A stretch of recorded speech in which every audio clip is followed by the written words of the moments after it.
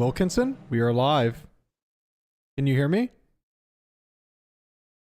Hello, welcome to Plat Chat VALORANT. It's you threw me off with the one. You never say the one.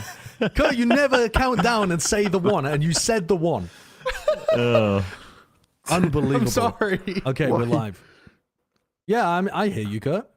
Why? Am I like horrendously lagged out or something? Talk over him like a second into the Josh, countdown. your internet is like 10 seconds. He had like a second left in the countdown. He's counting it down 3, 2, 1. He's got a second left, and he just started talking over him. I mean, Kurt never says the one. I got thrown off. I'm also, every time I've been on Plat Chat recently, I've been horrendously de-lagged as well. So I think I'm like a second behind everything that's going on. That's not good for the host. What's going on here? I mean, it's got an upload of like 3 megabit per second, so I don't know why it would be. Let me lower it. There we go. Let's make it like into the negatives. How's that look? Great. This is a good beginning. This is a good beginning. I mean, of the show. Yeah, we don't have any time to we can test do about because the you just internet. finished Can you get onto the fiber lines, Wilkinson, while we do the show? Oh, he's gone. I don't know if it's some kind of routing problem or something. Is that fixed again? Wait, yours was literally making mine worse. You left, like everyone was desynced for me, and then you left, and then Bren was undesynced. I don't know what to tell you. I think it's something to do with the UK. Surely I'm fixed now. Am I not aligned with the people? Well, you're slightly conversing with out of everybody. that, So. All right, Better. well, Yeah, better. yeah, at least I'm conversing with people. Anyway, welcome to episode 158, I suppose. This is already one of the cursed episodes that we've had so far. But I thought it was going to be bad because it's 5 a.m. at the moment in Korea, and two of our guests are from Korea. So that's wonderful. Bren Chubber, why are you here? What do you mean? What? What do you mean? Why are we here? Like, why are you here? It's 5 a.m. At 5? Well, I get up at this time because it's a better time to stream at for US time zones.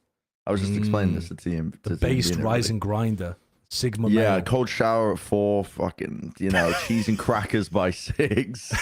What else does Sigma males do? Lift weights. I'm lifting weights too. Got a kettlebell that I'm lifting. You guys can't see it. I was off camera. Yeah. Is that the same for you, Chobra? No, I'm not even gonna pretend. No, I just had kind of messed up time zones this week, taking care of a bunch of personal errands, so I was able to do it. Nice. That's what it is.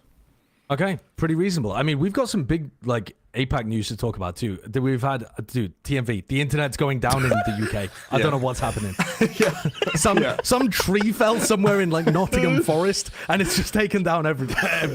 The infrastructure is in ruins. We've got a lot of APAC stuff to talk about though, Chobra, because we had the Africa League happening, which I knew that you were doing commentary for, and then we've also got a bunch of discussion with what's going on with like DRX, for example, which we'll get to later, which is wild news, I think. Yeah. But I want to start the episode here. So Leo Ferreira was giving us a letter, one nice little Christmas letter at the end of the year to talk about all the good things what have happened in Valorant.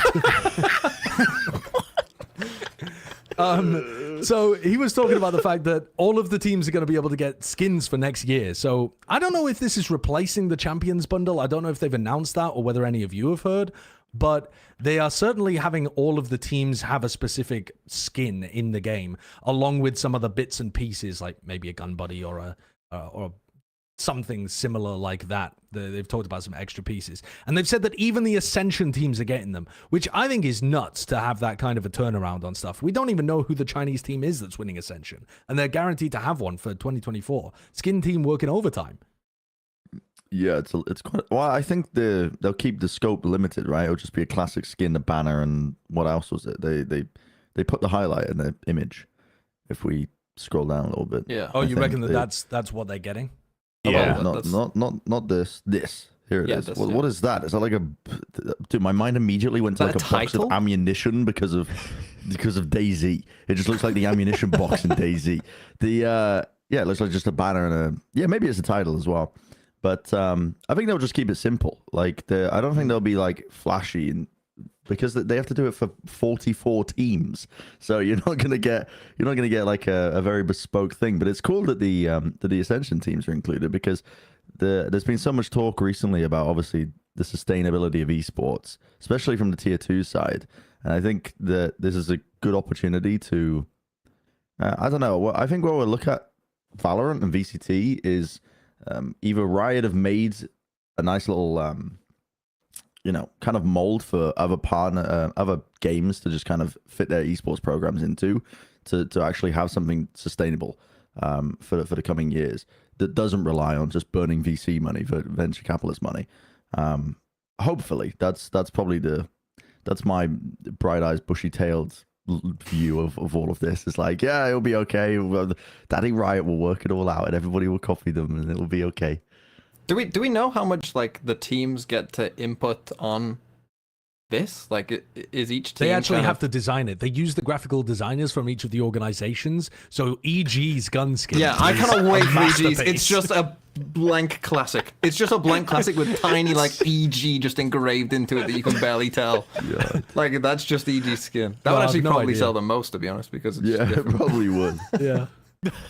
No, I have no idea. I don't know whether they have a lot of input in what's going on. I doubt they do, though. Like, for example, to use the Overwatch League example, they got a skin if they won the league, and they basically just got to say what character it was for or something. No, they didn't even get to say that. I think they got to say what kind of things they would like to have incorporated. And then the designers just went off and either used it or didn't use it, depending on how good the idea was.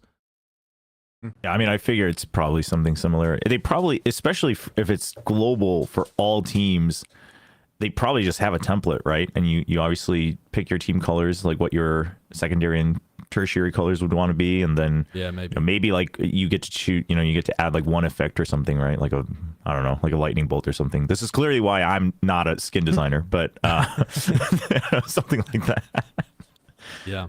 It is wild though, Bren. When you said 44 teams, my mind just reeled, because we've gone from having 30 teams to 44 because we've added another extra entire league with the Chinese teams, which we'll talk about later. And then you've also got all of the Ascension teams as well coming up. And then the year after that, we're going to get another 4 teams. If you thought Plat Chat was bad before with covering all the regions, we'd get a load of us next year. There's no shot. Am I mistaken? I swear when they announced the leagues, and I don't think most people have talked about this, but maybe I'm just misremembering. I swear that they said that they were going to get to 14 teams, that they were going to start promoting 2 teams a year as well after that. Yes. So we're just going to keep adding. No, I don't. No. It's not that they promote 2 teams a year. It's that as each gets promoted, because the teams stay for a couple of years once they ascend. Right. You have like a pyramid system where it builds up and up, and then you have a ton of teams in the league as it goes forwards. Do you see what I mean? Like, there's only 11 in at the moment, but when one goes down, I thought they were bringing 2 up. Like when G2 go down. But G2 don't go down next year. No, but the year after that. Right, but at the beginning, you end up promoting more teams. Like next year, there's going to be 2. Oh God! Why did I bring this up? Why did I bring this up? It doesn't matter. Can't even do any math, and you guys are just going I don't think that's how it works. Someone show me a graphic. Show me a graphic. I don't want to think about this right now. Well, I'm trying to what the way you hold the G2 for 2 years, and then you add the other 2 teams, and then they've dropped out. But how many teams have we got? We've got 18 teams, 19 teams. Like, how are we going to do a format on 19 teams? I was thinking about a Swiss system for fucking 20 teams, and I'm like, what's happening? This is one of the reasons why the criticism of there aren't enough pro players being supported by the Valorant system, though, I don't think holds very much weight, because you've now got 44 teams, and it's going to get bigger and bigger and bigger over the coming years as more and more teams end up ascending, because more teams are going to be coming up than are going down. That's just the way that it's going to work in the next few years. So there's going to be a lot of pro players that this system supports, and hopefully the community engages with the skins to try to pay for that. Later on in this article, though, it talks about the Chinese VCT teams that have been announced. So I think this is a good opportunity to discuss this. There's kind of 3 big things with China. It talks about the VCT teams, it talks about the Ascension format and the teams that are playing in that. And then it also gives some hints to what the viewership was like in China for the Champions Grand Finals last year. So I think let's start with the VCT teams. Are there any teams in here that you weren't expecting, or are there any teams that you were expecting to be called up that didn't make it? They've got most of the big names are in. Yeah, I just mean, think it's really funny that Wolves got in. I just think that like as a British person who lives fairly close to Wolves, like it's just very bizarre to see a football team that's like you know people from that area, and now they're in VCT China. And in fact, Kurt, I'm gonna put something in the chat. We'll see if this works. Little tweet from Ryan about when Wolves announced that they were getting in during a Premier League game, and no one noticed. During a Premier League game, they put it on the like big screen during the game, and it didn't get leaked out until afterwards. I mean, to be fair, most of the people watching there probably can't read, so you know it makes sense. What do you think those squiggles on the board mean? You know, stuff like that. But I just thought that this was funny that, you know, no one, like, this isn't a Premier League game. There's 30,000 people in that stadium, and, like, it didn't get out until the next day that Wolves were in. I'm not going to lie, though. If you had, even I mean, I have knowledge of VCT, and I'm looking at that, and I'm like, what the fuck does that mean? Like, what the fuck is that? Yeah. Like, what did they do? Just flash it up real quickly, like, because they were embarrassed, and they were just like, oh, we have to do it because of the partnership. We have to do it because of... they've been involved in Chinese esports for a while, though, I think. Yeah. Am I thinking of a different football team? I'm pretty sure Wolves have had like, I mean, they had a partnership with EG. Yeah, well, ownership group PSG is, had a Chinese. The thing is, PSG they've got money, PSG, right? I think LGD. with the EG situation, you know, other orgs maybe struggling, like, yeah, pick the org that has a Premier League football team. They're not gonna be struggling financially anytime soon, I don't think. Like, they're gonna be good. Yeah, I mean, I assume so. Some of the other organizations, for any audio listeners that have made it in, you got your classics there, like EDG, FPX, Trace, who've been a top 4 team, probably. Billy recently. Yeah, Billy got Billy. in. Let's go, Billy. Let's go. And then you've got some teams that I'm not too familiar with, like TEC, who I can't even remember what the T stands for now, actually. It's something esports company or something like that, but I can't remember even what they stand for. JD Gaming. We need a League of Legends dunno. head.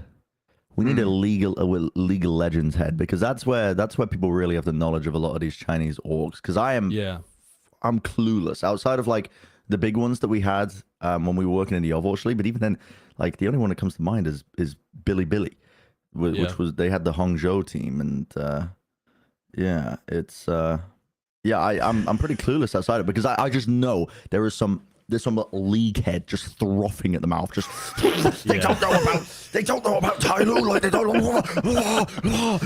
Well, like, Tai Lu's got a lot of history from Counter-Strike. Tai Lu do have from CS, right? Yeah.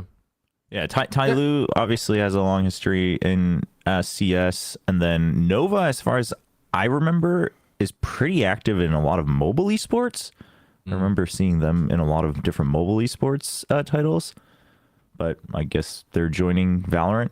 Yeah, I suppose some of these might have a history in Crossfire or something like that as well, of like, you know, other FPS games that have been large in the region. But what I want to kind of talk about the teams that missed out, because I feel like that's even more interesting, to be honest. Rare Atom, who, weren't we talking about them recently as being like previously known by another name? Dude, I can't even remember. People give me knowledge and it goes out my ears so quickly. But they are definitely a top 3 team, probably a top 2 team in China, and they haven't made it. They're playing in Ascension. They look like massive favorites to win. But if they do win, they have to cut one of their Korean players, either the IGL or the star player. I thought they were giving them a bit of like leeway with that. Do you have a source? It came to you in a dream? Source, it came to me in my visions and hallucinations from waking up too early. No, I thought that they had like a year's just a year's buffer of where the import rules would be laxed a little bit for China. Oh, laxed? Could a team just sign like any players? I swear I read this shit and it didn't. The source that I'm fucking quoting is not my dreams and hallucinations. I think it's your dreams, because I talked to someone from VCT China, and they told me that it's actually even more strict. I think they might be wrong. I think they might be wrong, and I'm right. No, I think I'm right. I think I'm right, actually. For Ascension, they'll be fine to play in it. Like, you can use multiple imports in Ascension anywhere in the world, right? But I'm looking this up. 5-minute pause or spread. People are saying What? dude, I found the worst kind of source, a VLR article. It's not even an article. It's not an article. The journalism of VLR is actually quite good. It's a VLR thread. So that I'm is, just that like, is suspect. yeah. I mean, can I really trust that? Nope. You can't. I can No. tell you right now. No, I can't trust that. Where is but it? They've also. Do you think it's a worrying sign that two of the teams, or more than two of the teams, dropped out actually of the Chinese Ascension tournament? So you had Top Esports, RNG, and Weibo Gaming, maybe even a fourth team that I can't remember, dropped out of playing in the Chinese Ascension tournament. RNG were also going to be a top 3 team in Ascension. I mean, they might not have been able to win, but that. It feels like the same thing that happened across the rest of the world, where people were really heavily invested into it until they found out that they weren't going to be in, and then they're like, and pulled the plug. I mean, yeah, but isn't that just expected? Like you say, it happened around the world anyway. I mean, like, shock horror, the orgs, weren't fielding Valorant rosters for, benevolent, we want to see the esport succeed reasons. Like, it's just always kind of going to be the way it is, but they've still got 8 teams going in there. I mean, obviously, this initial Ascension tournament, it honestly might be a bit of a shit show with some of the speed. Oh, we're past 5 minutes, right? We're past Bren has been dropping the F-bombs like Wait, really? out of fashion. Have I? Have I? Me? Whittle fucking me? Me? Really? I don't think I've ever sworn my life. I never curse. When did I swear? Give me the timestamps. Give me the logs. Because last time it was you. 2 minutes Wilkinson. in, 4 minutes in, 5 minutes in, and 7 minutes in. You don't have that. You're pulling it out your ass. Probably about accurate though. You're pulling out your. When was the last time you used that bike? Stop deflecting. When's the last time you moved it? Dude, what is this? This is like Trump and his fucking apprentice in the political debate. We're not talking about that. You're just throwing in the ad hominem for no reason. I just want to know, when's the last time you touched the bike? Yeah, when was the last time that I bike got brushed touched? my ass against it because I got a fat cake yesterday. But yeah, TMV, you can swear now. Fuck! Oh, Okay, nice. Have I really been? Anyway, it doesn't matter. What was your point, though? What was your point? Was I talking?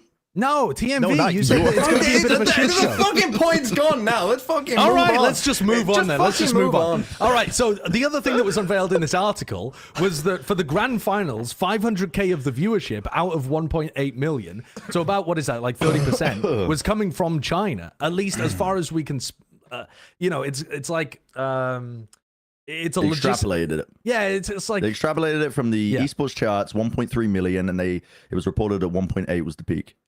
yes. So. But that also seems unlikely that it was the Chinese peak. The Chinese viewership probably peaked higher than that at some other time when EDG was playing in their final game. So really healthy viewership numbers, if they can be relied upon that like method of inferring them from China, which is, that seems pretty sick. Yeah, it's pretty awesome. Were we talking about tier 2?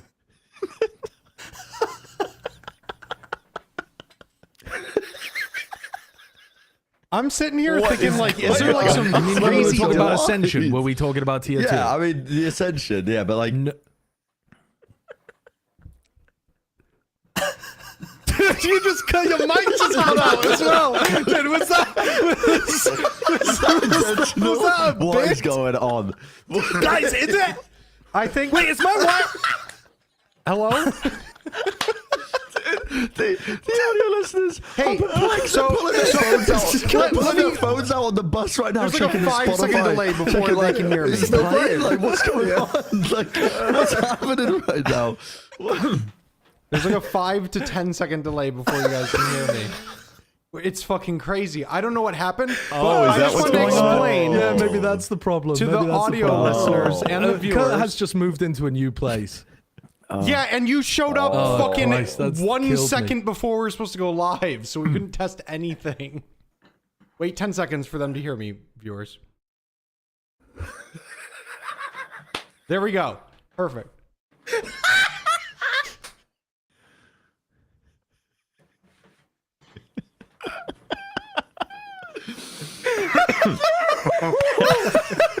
God, it's so funny. God, that's such a funny interaction. Okay, I'm crying.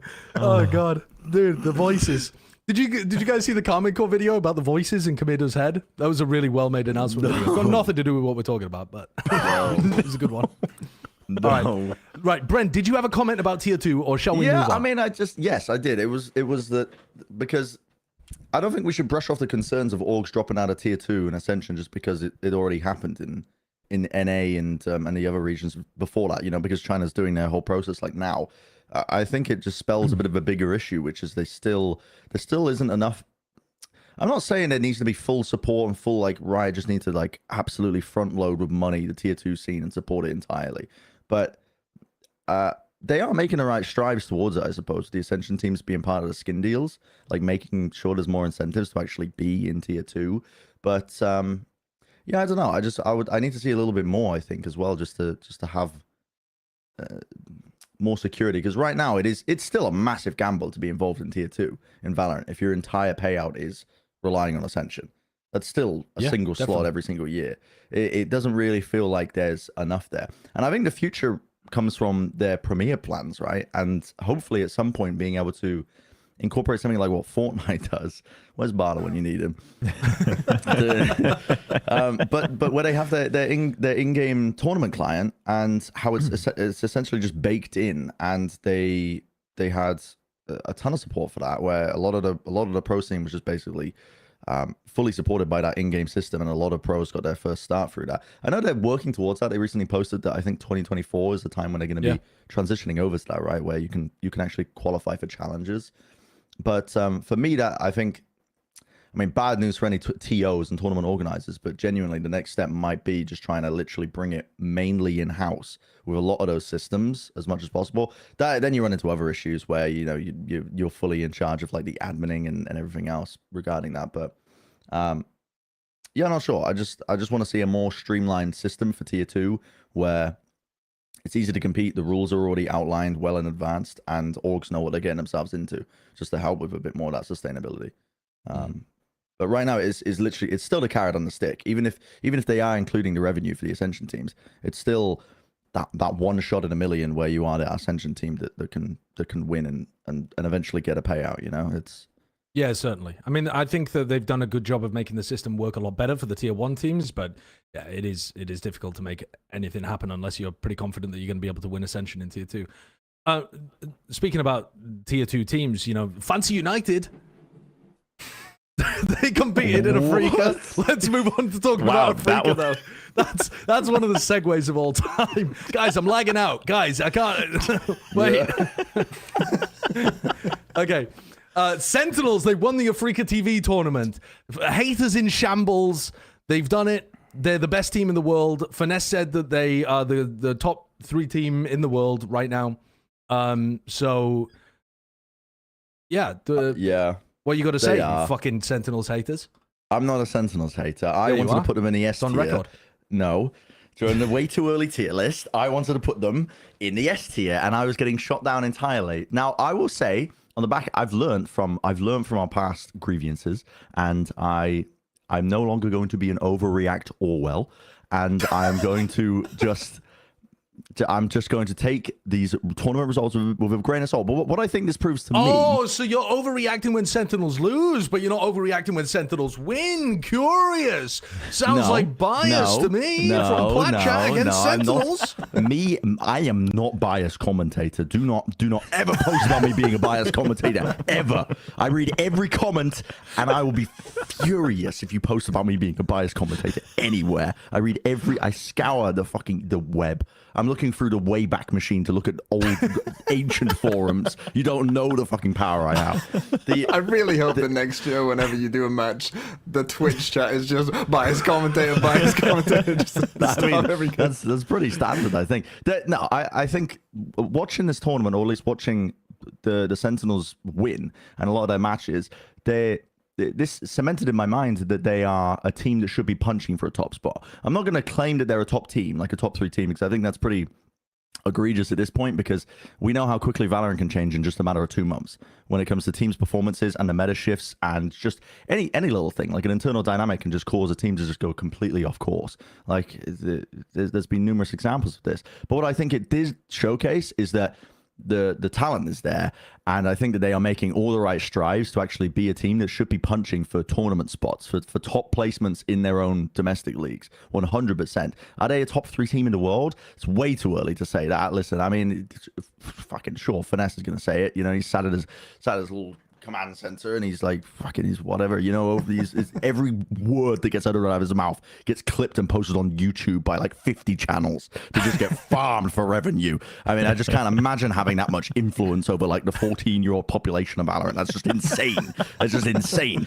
But I don't think it makes them a top 3 team. They're a top team. So you're still a doubter and a hater. That's okay. I'm not a doubter and hater. I just think that because I'm not gonna say the same. I'm not saying it's fucking Jova for the teams that ended up losing this tournament. Like, I'm willing to give them a bit of a benefit of the doubt, maybe with the exception of like DRX, maybe. But I think Senna. Oh well, we'll get to DRX later. Yeah, we'll get to DRX. Chobra, what do you think of Sentinels?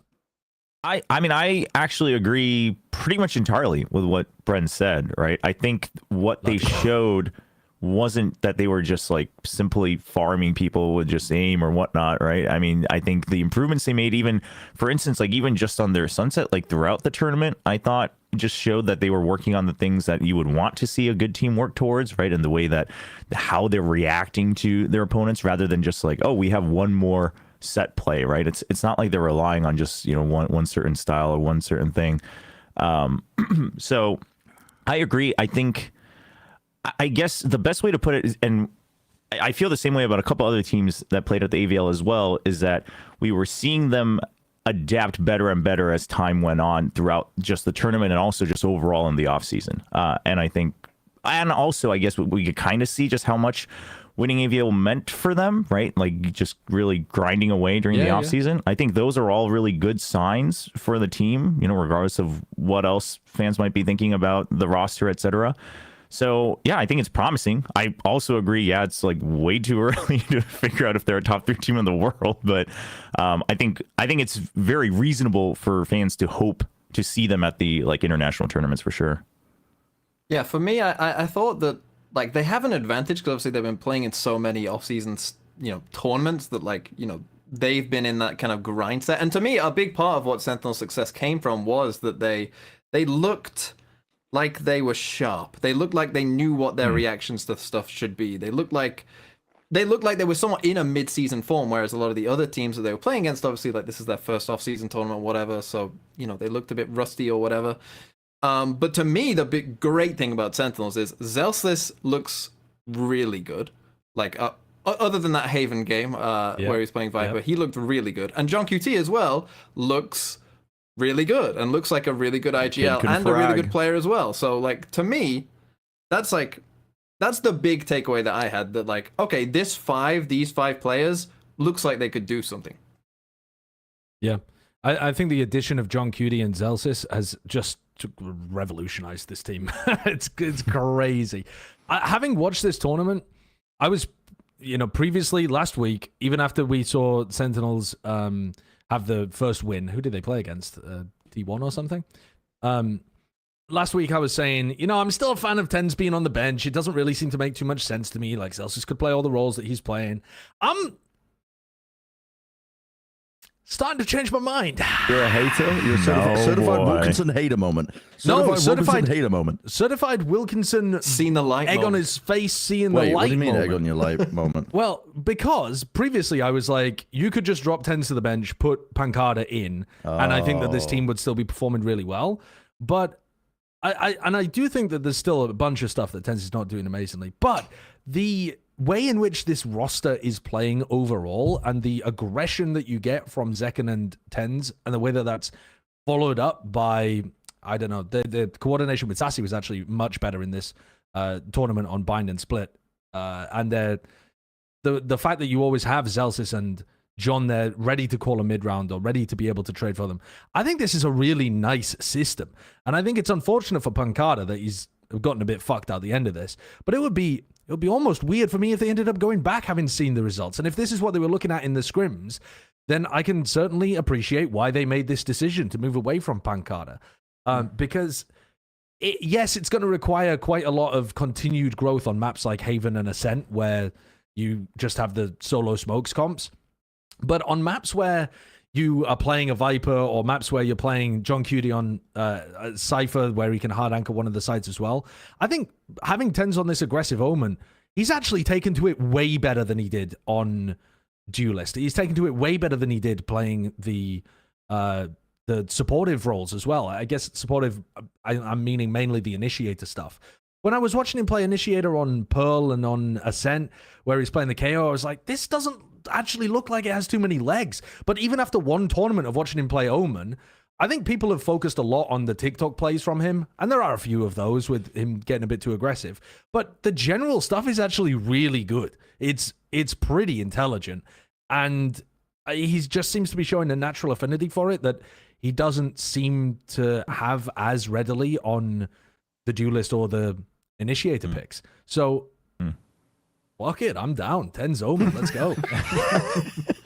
Dude, just to go off the back of that as well, I think it's a good point you brought up, because now that they have two people that can be freely aggressive, right? You've got second and TenZ that can both kind of do their own thing, and then you have the support system to back them up. You don't have to rely on either one of them having to pop off, and not to continue, this crazy narrative of the glue guy, but having someone like Zealousys to hype up the aggression and keep it going, I think is really important. The whole time I was watching this tournament and casting it, all I could think about is just imagine if DRX had someone like Zealousys for the past 2 years, just hyping them up. Well, if and they telling always Buzz and RB, if they got one of their glue guys, Rb and Zest, to sniff glue, maybe they could get close to where Zealousys is, because Zealousys is a maniac. Dude, He's got so much charisma and energy that he brings as well. Glue guy would be a great name for a player.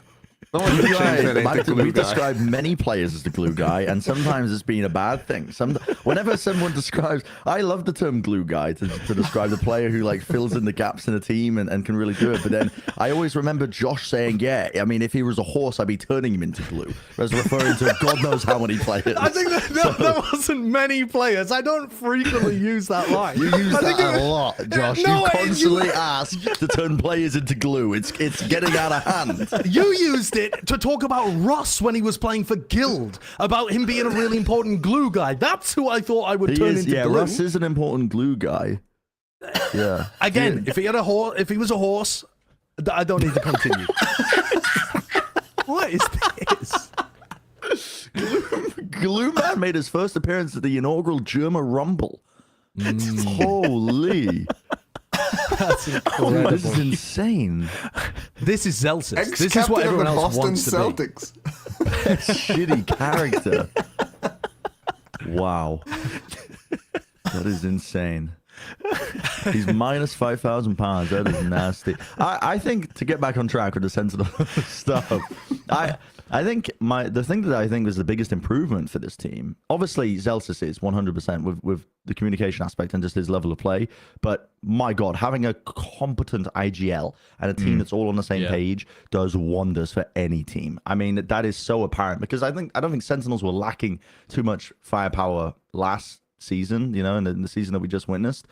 But they definitely lacked, I think, a capable IGL that knew exactly how to call the shots, and also just having the coordination to all be on the same time. When I watched the Sentinels team play, I think that I see them in the moment. They're calling decisions and they're reacting so much faster than even PaperX is. Obviously, PaperX were messing around with their roster in the finals, and throughout the entire tournament they weren't running their core, but. There was instances like on Split where they immediately called to like re-clear through Heaven retaking on like one of the sites, Heaven through ramp, and they're just on it immediately before PaperX are even off the site in their own post plant positions. Like there was like so many instances of that where they're immediately on the same page, and there's none of that hesitation that you see with teams that are just a little bit uncertain, and it comes from just a lot of discipline, a lot of reps, but also a really good IGL. And John QT doesn't have the same problem where a lot of IGLs, they give up. They have a really good quality when it comes to just their calling, but then they give it up with just aim. Like the kick and frag.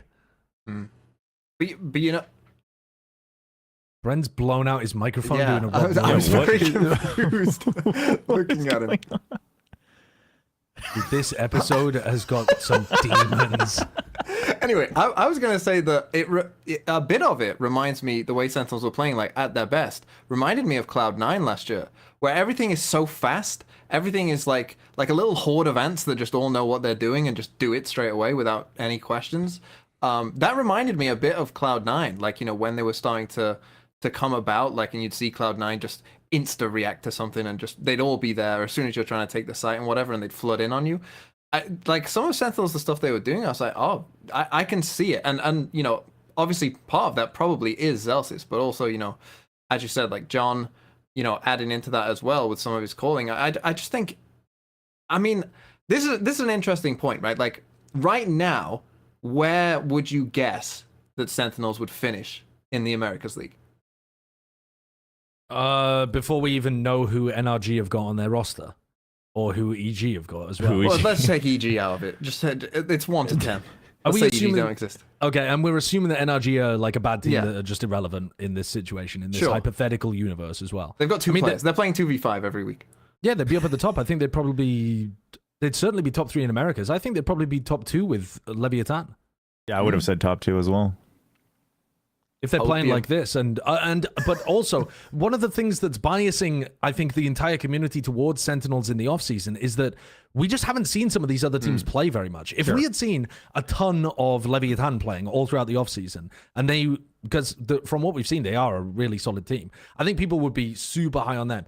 If we'd seen G2 perform, having actually got some reps with Leaf and got back up to the level that they were playing at when they were playing in Tier 2, I think we'd be seeing a lot of hype around that team as well. If we saw Loud and what they've been doing in QCK is actually anywhere near successful, then obviously you've got to be excited about that team too. They've made obviously a big change in losing Aspas, but you should still expect that team to be pretty competent.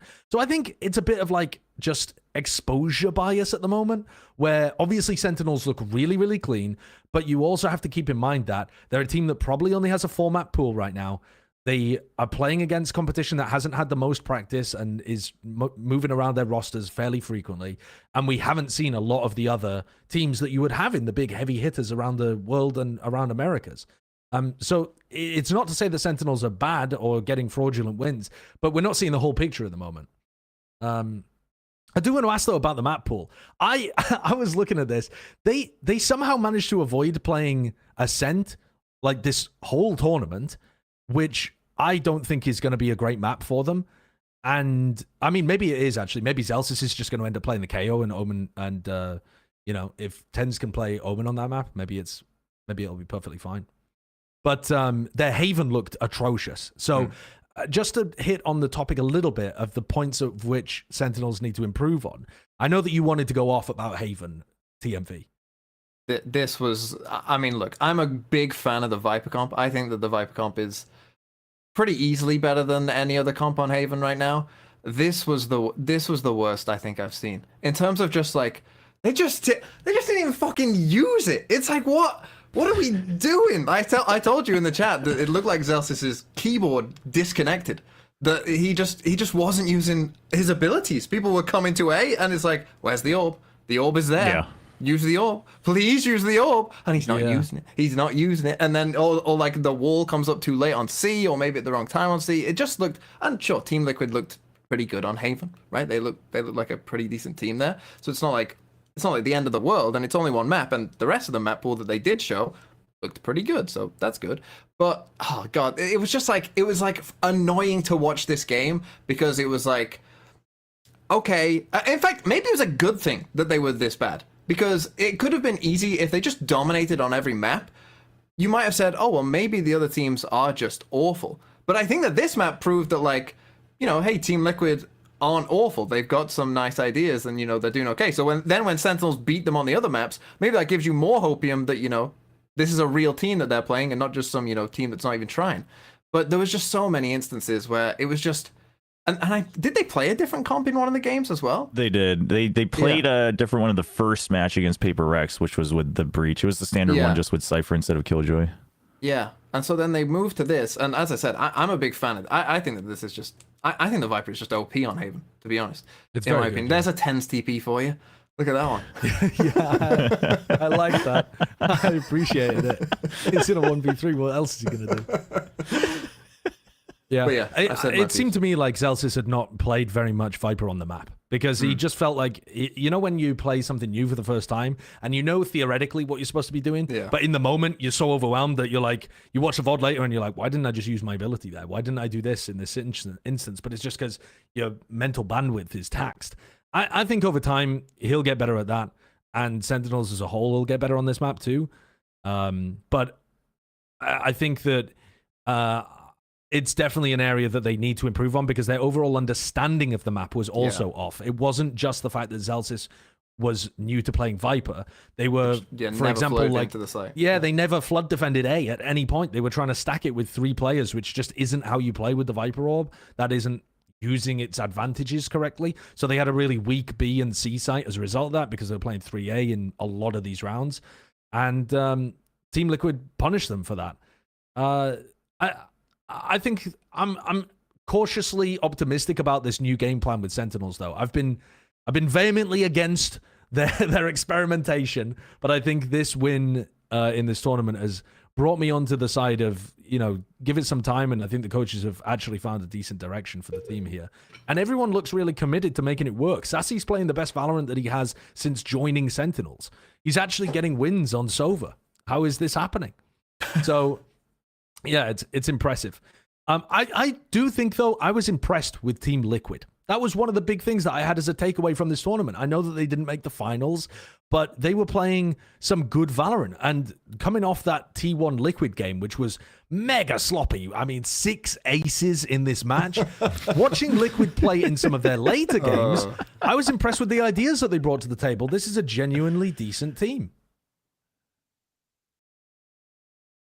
My take on Liquid is just that they're gonna end up as the same team as last year. They're gonna end up at that same level, like 3rd best, 4th best team in EMEA. But they're just gonna do it without the high highs and without the super low lows. They're just gonna be more consistent, but just like more in the middle. That's just who I think Team Liquid that's just who I think they'll be this year. And so yeah, they had some nice maps. There were some other times where it's like, what the fuck is going on? Speaking of 10s doing some crazy plays, Mystic as well. Mystic is obsessed with TPing behind people. He that's his fetish. He just absolutely loves TPing behind people and getting free kills on them, which works sometimes, somehow. But then when it doesn't work, oh my god, you look like an idiot. But yeah, I just feel like Liquid. I feel like I know what they'll be, I think is the problem. Like, I know that they will be good, but not, like, very good. I feel like that's where I am with them. But maybe I'll get proven wrong. Brent, can I get a mic check? Is my mic okay? Oh my God. Brennan's back. It's working? I thought I'd what gone the hell deaf. was happening? I don't know what was happening there. I guess you just had to I was talking for reconnect or something. ages, and then nobody was responding, and I was like, "Oh, this is mean, guys." And then Kurt was like, "Did you fix your mic?" And I'm like, "It's fine on my end. No one's told me it's broken. You guys just said like, oh, your mic's blown out, but in my ears it's fine. I'm like, I'm listening to myself. It's fine." I see. You didn't even realize that you were gone. Yeah, we were missing your hot takes.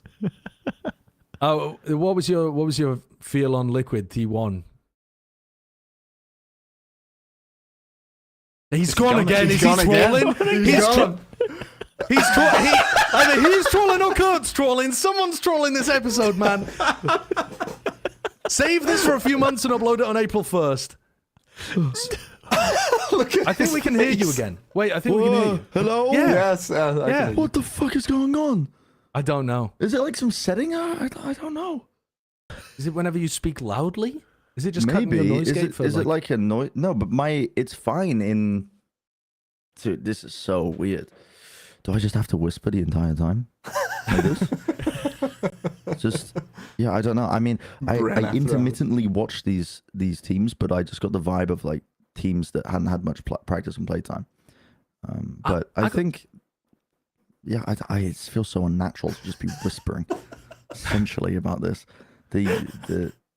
Yeah, I think Team Liquid's got legs, because one of the biggest issues of a lot of EMEA teams, I think, was the kind of IGLing component. But I think Enzo's not. He's definitely not one of the worst ones. I don't think he's one of the best ones in EMEA, but he's. I don't know. This team should be punching for minimum middle of the pack, if not a top placement. No. I think Liquid are going to surprise people. I really liked what I saw from them in this tournament. Considering it was the first time that we've seen them together, they were really coordinated on the kind of ideas that they wanted to go for. And they had good movement around the map. Like, Enzo is calling these guys in a coordinated fashion. They did end up losing to T1, and this game had so much, like, madness happening in it. But the way in which they absolutely thrashed Sentinels on Haven, and still some of their gameplay on Split was really nice too. They've got aggressive ideas on a lot of their maps on defense. Their attack side calling was like sharp, it was quick, and on even the game against T1, they had, I think, plenty of opportunities to be able to win this game. There was a lot of mess at the beginning of the half where there was like eco rounds swinging back and forth between the teams, and T1 got out to a good start at the beginning of Lotus. But I think Team Liquid's game plan was so much better than T1's was. And then they just let it slip because they made a lot of mistakes in post-plan. It reads to me, honestly, like Liquid are a good team without as good player quality as a lot of some of these other top teams. And I don't mean that because their players are shit, because Yampi also popped off in this tournament. But I just mean that their players tend to make like oopsie-daisy one little mistake and things kind of crumble a little bit more. And they don't often have somebody bailing them out of horrendous spots, although Yampi was in this tournament. But I think they look like a really solid team system, team structure. I think they're going to be pretty good. But you said they're going to surprise people. What is a Team Liquid surprise? I mean, a Team Liquid surprise would be that you get given like a pork pie and it's got horse in it or something, wouldn't it? I don't know. I don't know what the Team Liquid surprise necessarily is. Where I don't know. I mean, what are people's expectations for Liquid? Mine were that they were just going to be a very solid, mediocre team, and I think that they're going to be able to upset better teams. Most people feel like they'll day. be like fourth or something. You know, like really? the fourth. Yeah, I think most people would probably out of 11. Well, who would you definitely have above them? You definitely have like Fnatic and Na'Vi. Fnatic, Na'Vi. I think a lot of people have got like a team like Vitality above them or Foot above them, don't they? I feel like they're all in that same group, though, no? Yeah, they're all in the same weird wishy-washy. Yeah, and I don't think any of them are standing out just yet, right? Yeah, okay. Yeah, fair enough. mean, I think that's high praise for Liquid. I was thinking even less of that. I didn't think that they would be able to compete. I think it's with more of an indicator on a good EMEA, you know? Like, I just don't have a lot of hopes for EMEA. Maybe that's just me being a biased commentator again. But a fucking doomer. Yeah, I don't know. I mean, Plat Chat has historically been the place of EMEA doom. Of course. Yeah. Apart from Wilkinson. Wilkinson's been the main spokesperson of EMEA. I mean, I just cursed them years ago. I was talking about FPX winning the title back in 2020. It just never. Well, they did eventually. They did eventually. Yeah, it took until Copenhagen and an organization change and some roster moves. But yeah, the thing with Team Liquid is, I think this kind of goes off of both of what you guys were saying, is that they look fine. I think their overall ideas seem good, right? The overall mindset going into a round is good, etc. But the difference between what we saw from them and Sentinels, for instance, is that Sentinels, you could tell everyone was on the same page, like contributing to it, right? If they got into a 4v5 or if they got contact, it wasn't just Sean QT being like, okay, this is like step 2 of our plan, and then everyone follows, because then they wouldn't have been able to be that quick. So I think that's the biggest difference, is that, okay, like they're going to be fine. They'll win some matches. Yeah, they could have a shot at going to an international tournament, but it's like you said. I think the reason we didn't see anyone really bailing them out is because unless Yampi was getting some insane flick, right, or some crazy 4K, it had to really be off of individual performance rather than like converting things as a team. And I think that's the biggest difference between them and a team like Sentinels. Also, the biggest reason they lost to T1 is because Rossi somehow got 6 clutches throughout this match. Like, how in the world does one man win 6 rounds single-handedly? Like, that's insane. But that aside, I think overall, and that goes to the same point as well, right? I mean, if you're not able to overcome certain situations as, you know, duos and trios, and that's where you're not able to turn around certain rounds. Yeah, I think that's a great point. But that's actually been a criticism of a lot of the EMEA teams from America's players in the past, is that they think EMEA teams play too structured, and that always makes people like confused a little bit. But it kind of comes down to what you're talking about. When things go into like a 3v4 or something, or when things are a little chaotic, do your players have enough game IQ to call an audible and realize this is my opportunity to make a round-winning play? Or, you know, something like that, where it doesn't have to be some big coordinated team idea. And I think Liquid are good on the big team ideas, but not as much on the smaller stuff. I do want to, so I agree with you, Choba, but I want to get your take on T1, because this is a team that none of us had any clue what the hell was going on with their roster. Oh my and God. I really thought Autumn might have been trolling all of us by having Carpe IGL, Rossi coming in. Like, but this team was pretty decent, but also kind of bonkers. They exceeded my expectations massively. I mean, my expectations were they were 6 feet deep for T1. I was like, this team's done, man. Like, we were scouring CS VODs to see what the fuck he was doing. Like, there was no shot. What is in their blood, by the way?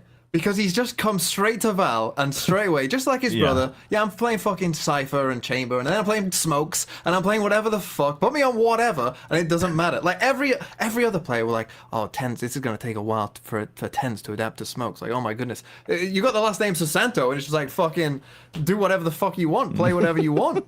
Are you saying that so if you're saying what's in the blood, are you saying there's a genetic advantage, or are you accusing them of doping? Are you saying there's a doping scandal in the Susanto family? No. Oh, man. But T1, can I just quickly go off about T1? Go. Sorry, bro. Because, look, I said on a podcast that I do for Ascend that if T1 don't play King, I will not watch any of their games. Well, I've already gone back on that because I did watch these games. Because why maybe Chober, you know, why are Korean teams doing this? Why, like, they signed King. Okay? He was not already there. They have signed King, and now he is not playing. Even though he is clearly good enough to be a tier 1 player.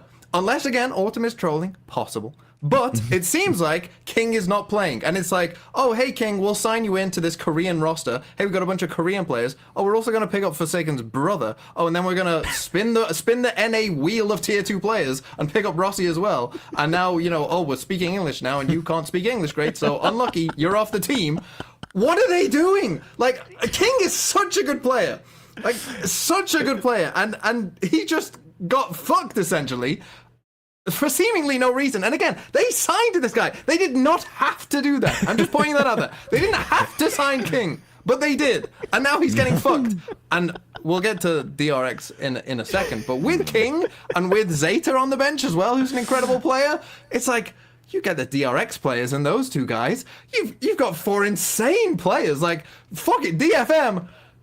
Scrap whatever you were doing. Just go and sign these 4 players. Actually, dude, can you imagine DFM with King, Zeta, Zest, RB, and then Stu or Yeoman? But Stu or Yeoman, one of them has to get dropped if Rare Atom win Ascension. So there's like another goated Korean player probably about to emerge on the market. DFM could do the funniest thing to fuck over their Japanese fans. They'd have a good team, though. No, I agree. That's actually probably a really strong Korean roster. But going back to King, so I don't know the actual reasons for what's going on at T1 right now. But if I had to wager a guess, knowing King's career and knowing what I've seen and heard from his past teams, he doesn't exactly bring the best chemistry in communication and teamwork as far as I've seen and been told. So it has to be something that happened during the scrims where Listen, this is just based off of his past careers. There's also, like, for instance, I think if we think back to when King was on Vision Strikers and DRX, and then eventually he gets benched.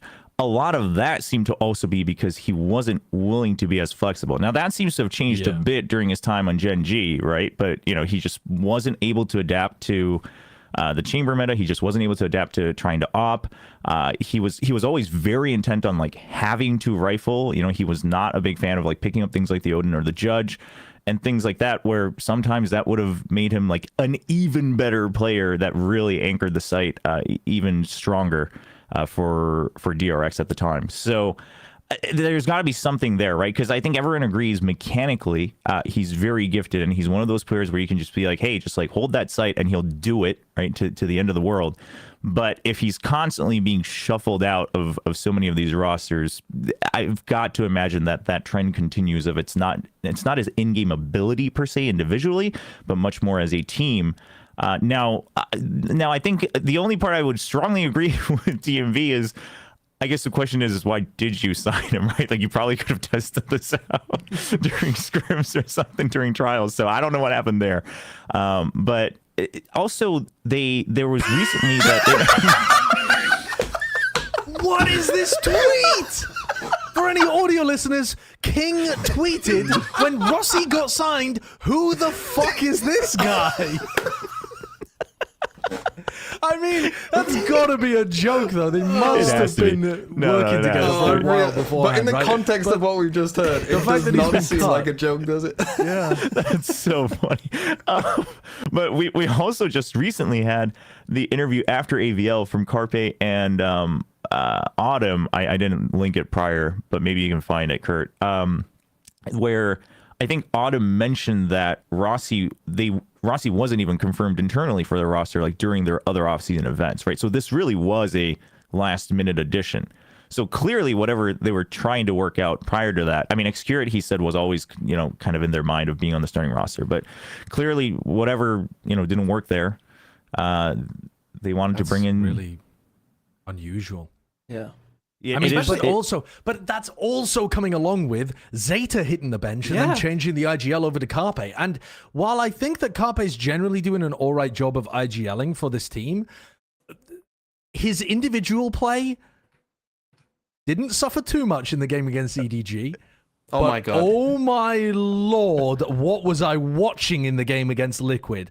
And now thinking back to the game against EDG as well, I think I was easily impressed by a guy that didn't just feed. Don't get me started on this EDG game. Don't get me started on the bind Gecko. Can we ban Gecko just got buffed. We're gonna see more Gecko. Can we ban pro players from playing Gecko? Because they are so shit at it. It is unbelievable how bad they are. Carpe didn't pick up a single ability the entire game of bind. Not once did he ever pick up one of the orbs.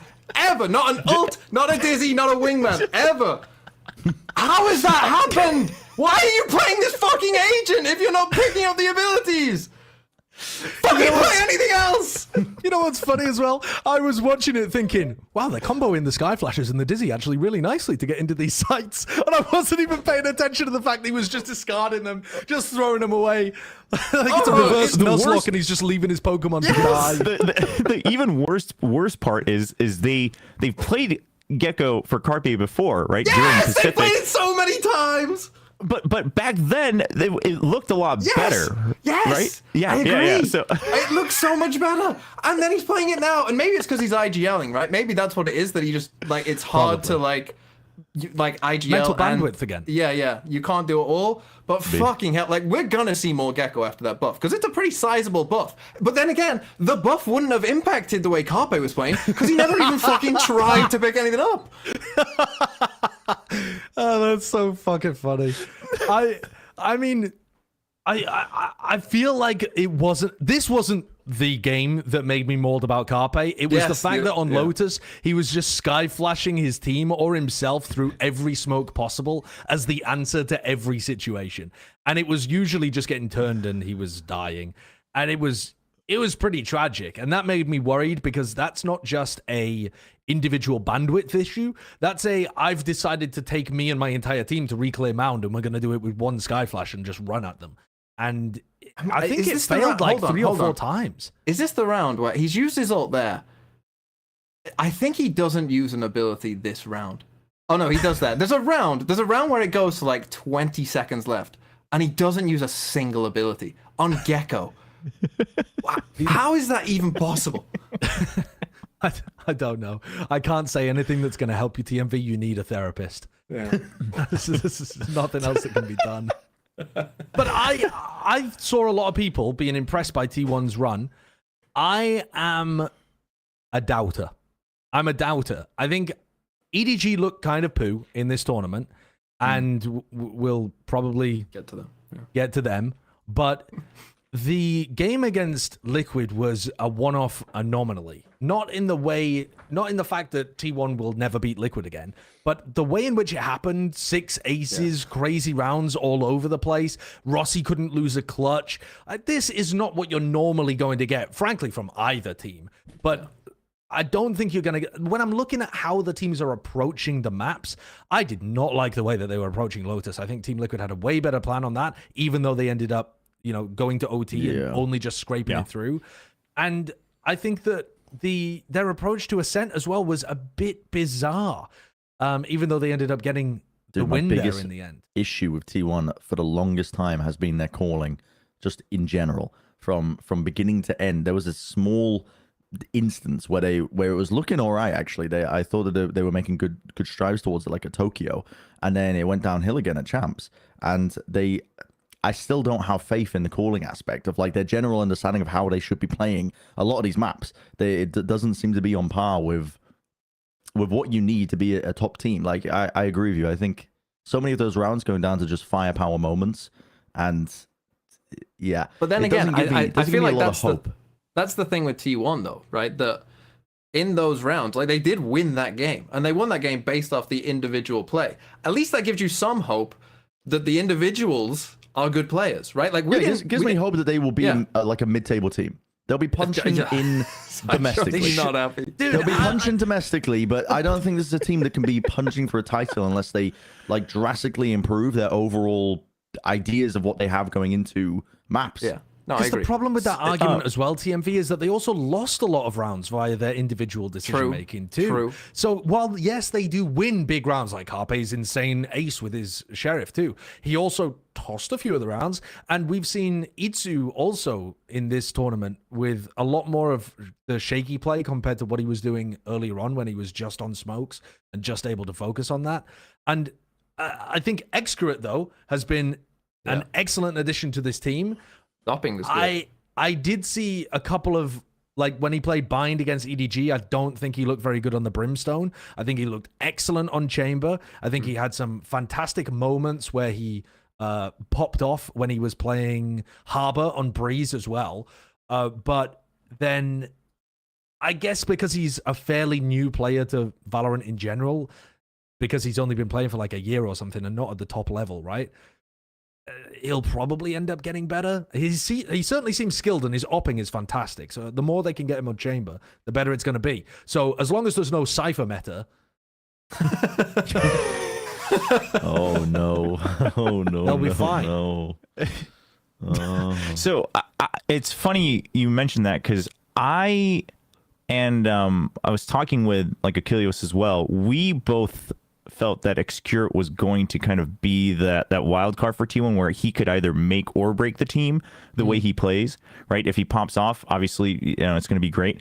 But then sometimes he seems to really sometimes unnecessarily take things into his own hands when they don't need it yet, like the way he pushes out to like gain control. But at the same time, now that we're discussing it, I'm thinking back, and I wonder if actually Excurate might be the one with the best understanding of like map theory and map control in Valorant, as far as I can tell, if I think back. Because what I was thinking about T1 and what I was excited about, it's a double-edged sword, is that it seems to be that we can see more and more of what Coach Autumn's theory is about Valorant, and it seems to very much be focused around like team fighting, very MOBA-esque ideas, right? They're constantly going for a lot of these compositions that rely on throwing out a bunch of utility to distract your crosshairs and then go in and take over a site or go for a retake, things like that, right? Like the Gecko Sky, like the Euro Sky Race, things like that. So that's great. Their skirmishes, I think that's why they shine, but it always relies on that. And then if we go off of what we just talked about, okay, well, then Carpe's always relying on these pop flashes to take over an area back. It goes again with, if that's what they're practicing and that's what they're focusing on as their overall game theory, it all starts to make sense, but they're not really thinking about the overall macro play. And Excurate, there were a couple times during this entire tournament where Excurate would do these unnecessary things, but that would allow them to understand the map so much better, right? The way he pushes out on certain rounds on Breeze with the Harbor, it's like, well, you're just like throwing out cascades with no information, but then he gets information. I mean, thankfully he wins a couple of duels as well, but that then allows them to now focus on the rest of the skirmishes. So, maybe it seems a little silly when you're watching it live, but now thinking back, maybe he's the one that's actually holding the team together. It was because was that crazy round where he pushes out all the way? It's round 20 A main. on Breeze. Yeah, and then he just puts up a wall, and then it's like 20. And now you can't see me. And yeah, it was bizarre, but I think there might be something to that as well. I think that he's got a good understanding potentially of when he needs to be walking forwards to gain information for the team. But that's also why I think having him on the chamber helps, because he can just do that with the operator, and he's so consistent with his opping. He looks like a serious talent with the op. He's not hitting the crazy flashy shots. He's just, if someone walks into his crosshair, they're dying. It's like watching Nevera or something, but if he could play chamber on on a team instead of playing Omen or whatever the fuck Nevera was on. But yeah, it's this round. So he's realized that there's a lot of space over towards A. So he's pushing out of A in this round as Harbor, which is certainly weird and very exploitable. And he does get spotted as well. And he somehow puts down a wall that allows him to play anti-flash. Bamboozles Liquid. This is so good. And I was fun reviewing this. I have no idea if this was intentional. It kind of looks like it wasn't. Really? Because he just throws the wall in a straight line, and he's... Dude, is he really anticipating that? I think that's a panic. No, I don't think he was anticipating the flash per se, but he does know the Euro is there, so maybe. But he's at least trying to set up this line, right? This pixel angle that he can hold. That part's intentional for sure. The flash, but the fact that he's able to play on the other side of the wall and play anti-flash, I think is just a happy coincidence. I think he's just chuckling to himself as he heads into the next round there. But this is a fucking wild play for someone to go for when they're not known for playing Harbor. I mean, you can see why they wanted him on the team, because he's thinking outside the box. Yeah, he's the wild card. He's like, everybody needs a wild card with the heist goes down. You got the demolitions expert, the hacker, the fucking the muscle, but then you need the wild card. You need the wild card. The wild card who throws down all of their util and pushes out of A main when there could have been a player watching it slow default. Yep, you gotta have somebody like that. Yeah, I don't know. There's usually a lot of high stakes, baby. Everybody remember that set? Fortnite, baby. I love Fortnite. A lot of CS players struggle to come over to Valorant because of instances like that, where they don't know the optimal play, but they know a play that works, and they know that timing, like we were talking about, where they can take the map control. But it's just so easy to get punished for stuff like that in Valorant, because there's so many ways to clear. In like just areas like that, and the way that the maps play out, like that should be a one and done. That should just be a one and done angle. It wasn't, like, but it wasn't, right? It just wasn't. So, and then just to swing real back to the IGLing. So I have been told that a big part of it is just that they needed someone who's willing to just take responsibility and take command of their comms. And it seems that people who have followed Carpe like internally behind the scenes, even throughout Overwatch, all seem to agree. Yeah, that if you look at it that way, it makes sense why he would get picked. That's what a lot of the Korean commentators are saying as well. As an IGL, it's not that he has like the best understanding of Valorant on that team. It's just that he's willing to just put his foot down and say, okay, well, if this is what you guys are saying, like this is what we're doing. Like he's able to make that decision a bit quicker, but also be a bit more flexible. And I will say, after the tournament, I have heard from a couple players who played in the tournament that they would definitely rate T1 higher than DRX, right? And they're like, T1 is looking really good. Now, Dora. Is that a thing about DRX though? but it goes both ways, right? Because DRX didn't look that great during AVL. Yeah. But I agree to a certain amount just because at least T1 is trying different things, right? At least Or they're DRX are trying some different things. Well, they are now. They weren't last week.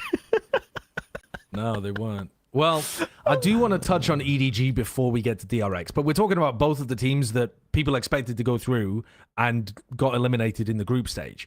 But I do want to talk about the whole DRX stuff as a separate topic. So just to focus on EDG for a moment, there's an article with an interview that recently got posted talking to Kang and saying basically what everybody, at least on the English-speaking side of the Valorant community, has been saying, that they look worn the fuck out. They're playing 5 LAN tournaments over 2 months.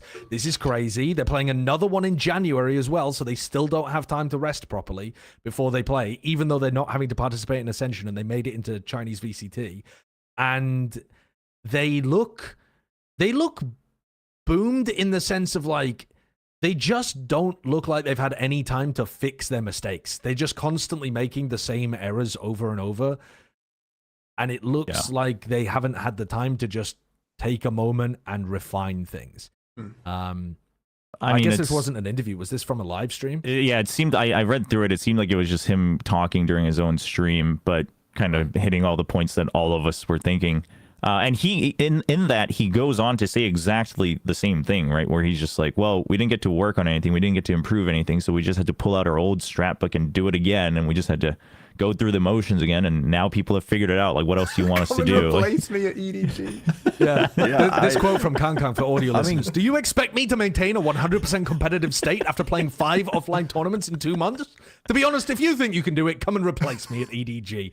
And I think that is a great challenge. I think if Kang was willing to live up to that challenge and just have a series of doubters come into the team to try to replace him and see if they could outperform him, that would be fucking great content. Yeah, because I think the narrative, like domestically in China, right, have been almost a complete opposite and antithesis of what we've been saying and what we've been reading, which has been, apparently, dude, give them a break, please. Yeah, I mean, I'm not privy to it, but I've just been told that that's the case. Yeah. I'm not scouring Weibo, reading and translating the comments, but I've been told that people aren't quite as understanding of this whole situation because I don't know, there's plenty of reasons for it, either just like the culture that's being set, and also people just think video games like, oh, it's easy, right? You're just playing video games, like they should be grateful, but no, they need a rest. I'm actually glad that this was on a live stream. I could just imagine him just battering down the masses of just people just going off at him in it as well, because dude, this is way too much in terms of just the amount of tournaments they played. And I'm still concerned as well for this team, I think, moving forwards, because like you said, Josh, there's not enough time to have any proper rest. Before, I think if they took a break right play now, because they, in that article that we brought up at the beginning of the stream, the beginning of the podcast, they announced the dates that VCTs start all around the world. I think China was the 22nd of February, just off the top of my head. Yeah, it's later. But right? there's a good chance that they're playing in that Asia Tri-Cup thing going on. So so if they weren't playing in that Asia Tri-Cup, they would actually have time. They would actually have a good 2 chance, months. though, for Kang to bring in his tryouts, to test all the tryout players. That's the perfect opportunity for them to prove themselves.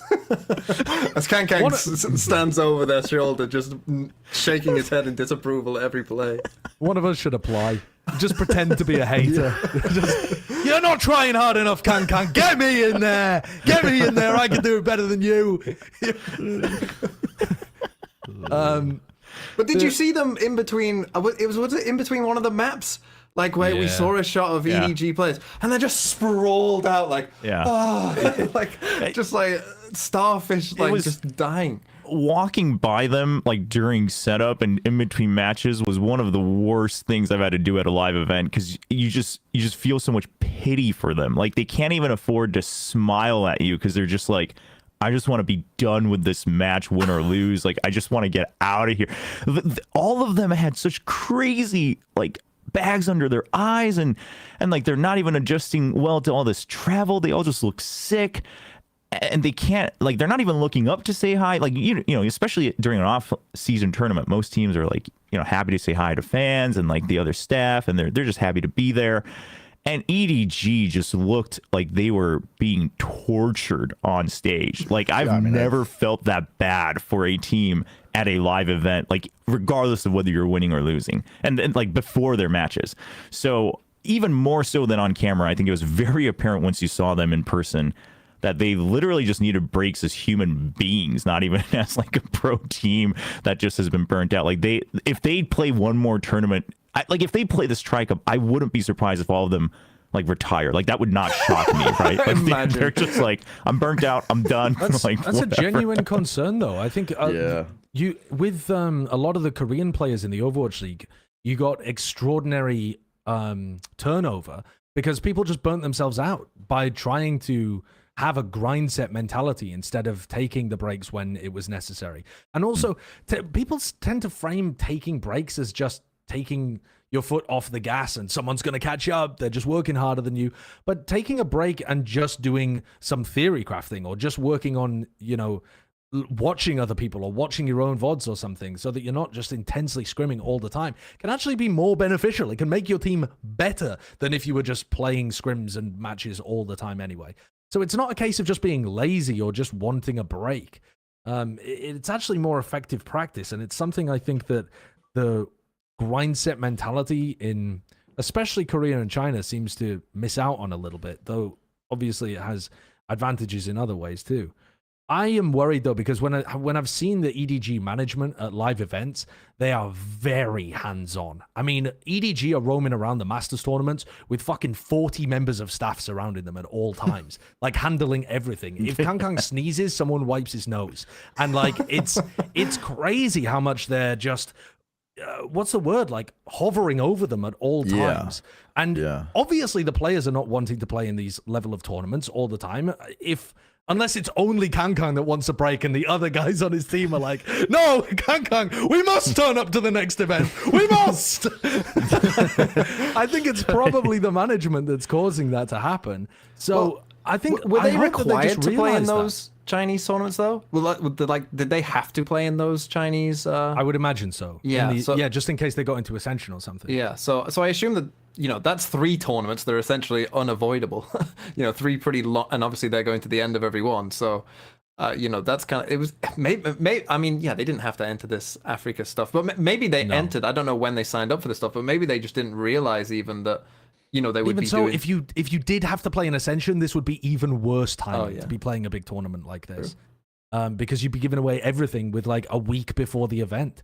And they also, you know, didn't really need to sign up for the 10 Global Invitational while they were coming between the 2 Chinese Act, you know, tournaments as well. So, yeah, I just hope the management realizes that they're working the guys too much and it's going to end up burning them out. Do wonder if there's something to do with also like China and Korea having so much experience with other genres of games that are much in some, not to put down other genres, but like certain genres just tend to be much more repetitive, right? It is much more about just, you know, just being faster with the same idea, you know, like RTSs and MOBAs to a certain extent. Obviously, you know, if you want to win the tournament, you have to get creative. Whereas the mental stack is very different for something like an FPS, especially like an FPS like Valorant. So that could be something as well. Game. Like sometimes you can win just based off what ideas you brought to the table, even if your execution of it's not as good as your opponents. It's pretty huge. Let's move on from EDG then and talk about Dr. X. Oh yes. Dude, I'm happy about this. I don't know why everyone's so hesitant to talk about this news. Okay, I'm thrilled that they are changing. Let's get into it then. The DRX have changed a couple of their players around. They've made roster moves. Chobra, walk me through it. Why are you happy about it? Well, okay, so it doesn't matter who it was. I just think they needed to change more than one player. Changing one player, first of all, changing one player wasn't going to do anything for this team, right? Because if you keep 4, then it's just going to be the same team with a different mechanical skill set, and it will probably just get worse, like we saw with Foxy 9. So if they were going to change, but they needed to change more than 2 or more. Personally, I probably would have actually wanted more player swaps just because I think they need an even bigger change. But Who are you changing? just everyone. Just a new team. Just ship DRX. Ship bring them off King to another Korean Yeah, team. exactly. Bring King, bring back Stu and Yeoman from China. Just make a team. But in all honesty, it's first of all, they've just been so static. And I do think they hit a ceiling. I don't think it's the highest ceiling they could have hit, but they did it, right? And at this point, this is also a team that's probably pretty burnt out.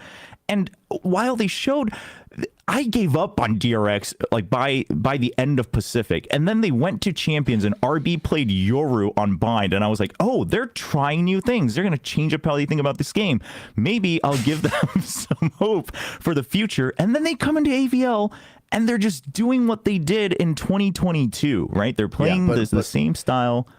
It's because they've been fucking around in the off-season event and running fucking God knows what amalgamation of rosters with their academy pickups and switching up. They haven't been getting good practice with that core roster in their off-season events. They haven't even been approaching it with that level of ideas. I have been fucking sick to my stomach with this team. I'm fed up with it. It needs to be toppled from the top down, not the fucking players from the top down. I'm talking the coaching staff, man. Some fucking ideas. Some people need to be removed from this team. There needs to be a different approach from the top all the way down. My fucking head is filling with blood. You can see how red I'm getting when I'm saying this. Dude, it actually boggles my mind how you had an entire season of being mismanaged in terms of your roster, like in terms of actually getting consistent practice with 5 players, and your ideas aren't fresh because of that, and you're heading in. And the best look that you had, arguably, was when you went back to your core roster and played with Zest, and they've now cut and bent, and they've just put them as restricted free agents, like Zest and RB. Zest, who had one of the best tournament performances, I think, of the year in 2023 as an individual. Like, his Viper was unfucking believable, and now this is unfathomable to me. I wonder who the fuck what's going on? What's going on here? Where's the monkey paw? Is it curling up? Like, what's happening here, man? I can't comprehend it. And I just have no faith in this team to continue. I don't think it doesn't matter that if you're going to make changes, the core 3 players that I would keep would be these players, right? It would be Stax, Mako, and it would be Buzz.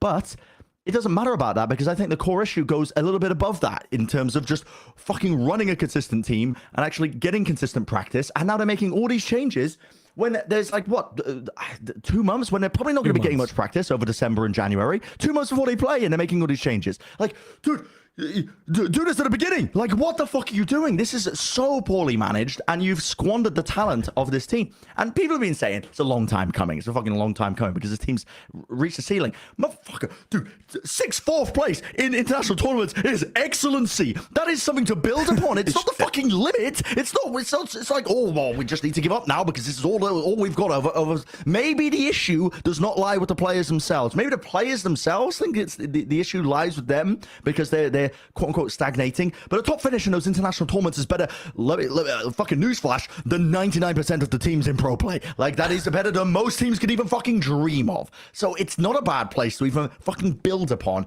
And yeah, maybe I'm overreacting a little bit, but I just feel like this. I feel like this entire team has approached this like problem, quote unquote problem that they've got from the wrong direction entirely with this entire change and switch up. I am pissed off watching this team, man, because you are squandering an excellent team. I'd like to just take.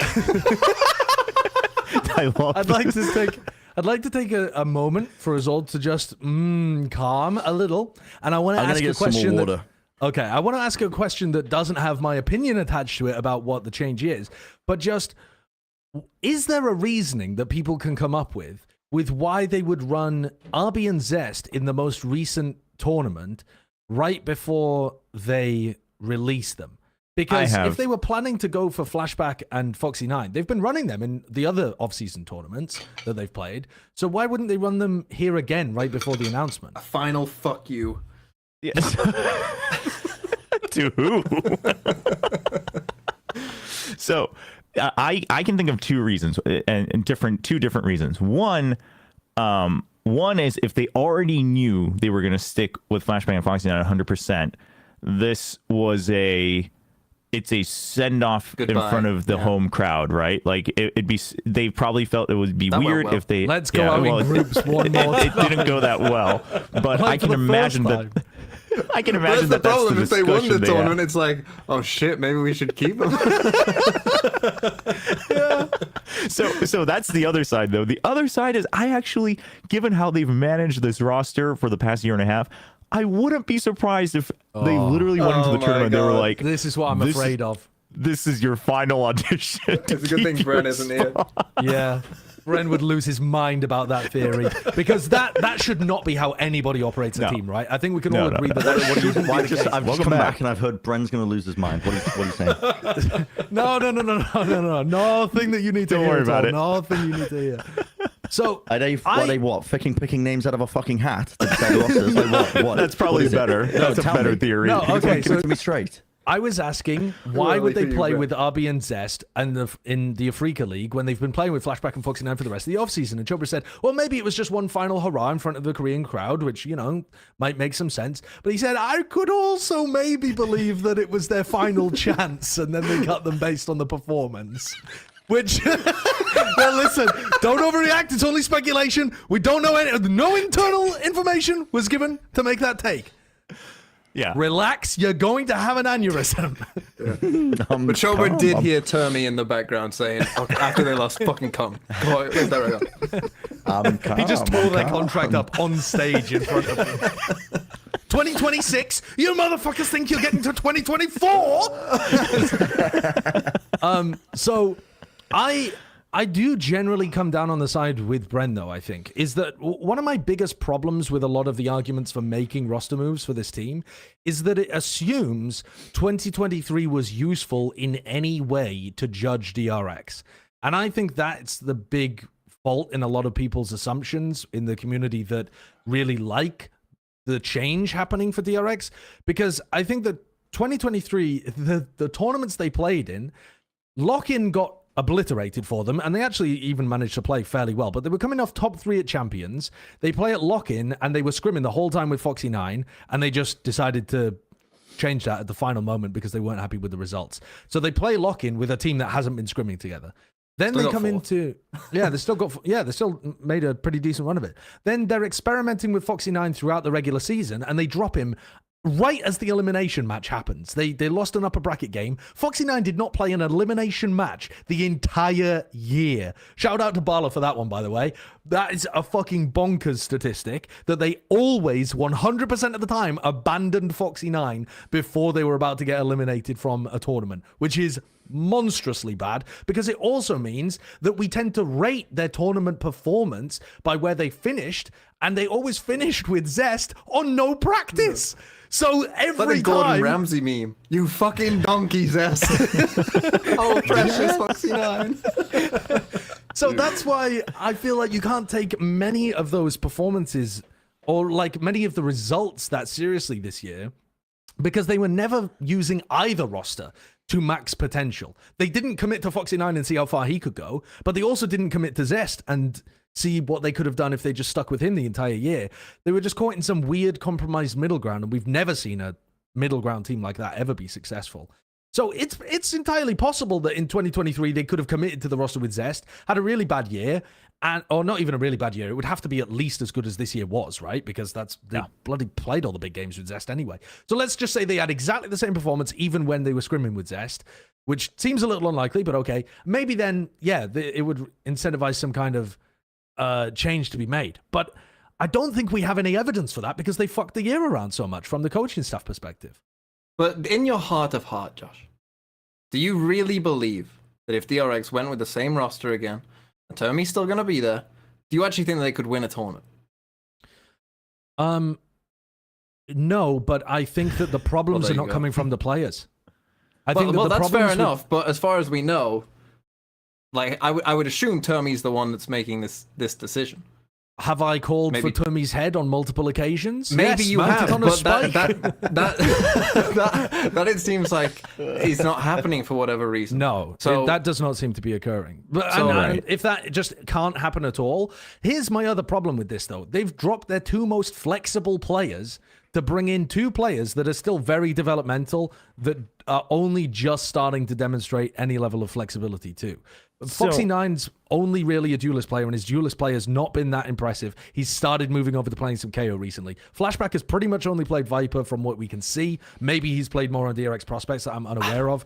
This is going to be quite an inflexible roster when you don't have... You've got the fucking Swiss Army knife of RB. RB's gone from a player that was like Foxy9, who was not too intelligent duelist player who used to choke in big matches, to becoming a very good duelist player that got over his choking issues, transitioned to flex, would fill any gap for the team, pop the fuck off in big moments for them. Like, the development, this guy's gone on the hero's journey, and then you've cut him off at the knees as soon as he came home. Actually, though, I desperately want to see a revenge arc of just like Zest and RB playing in a team together, and I just want to say, listen.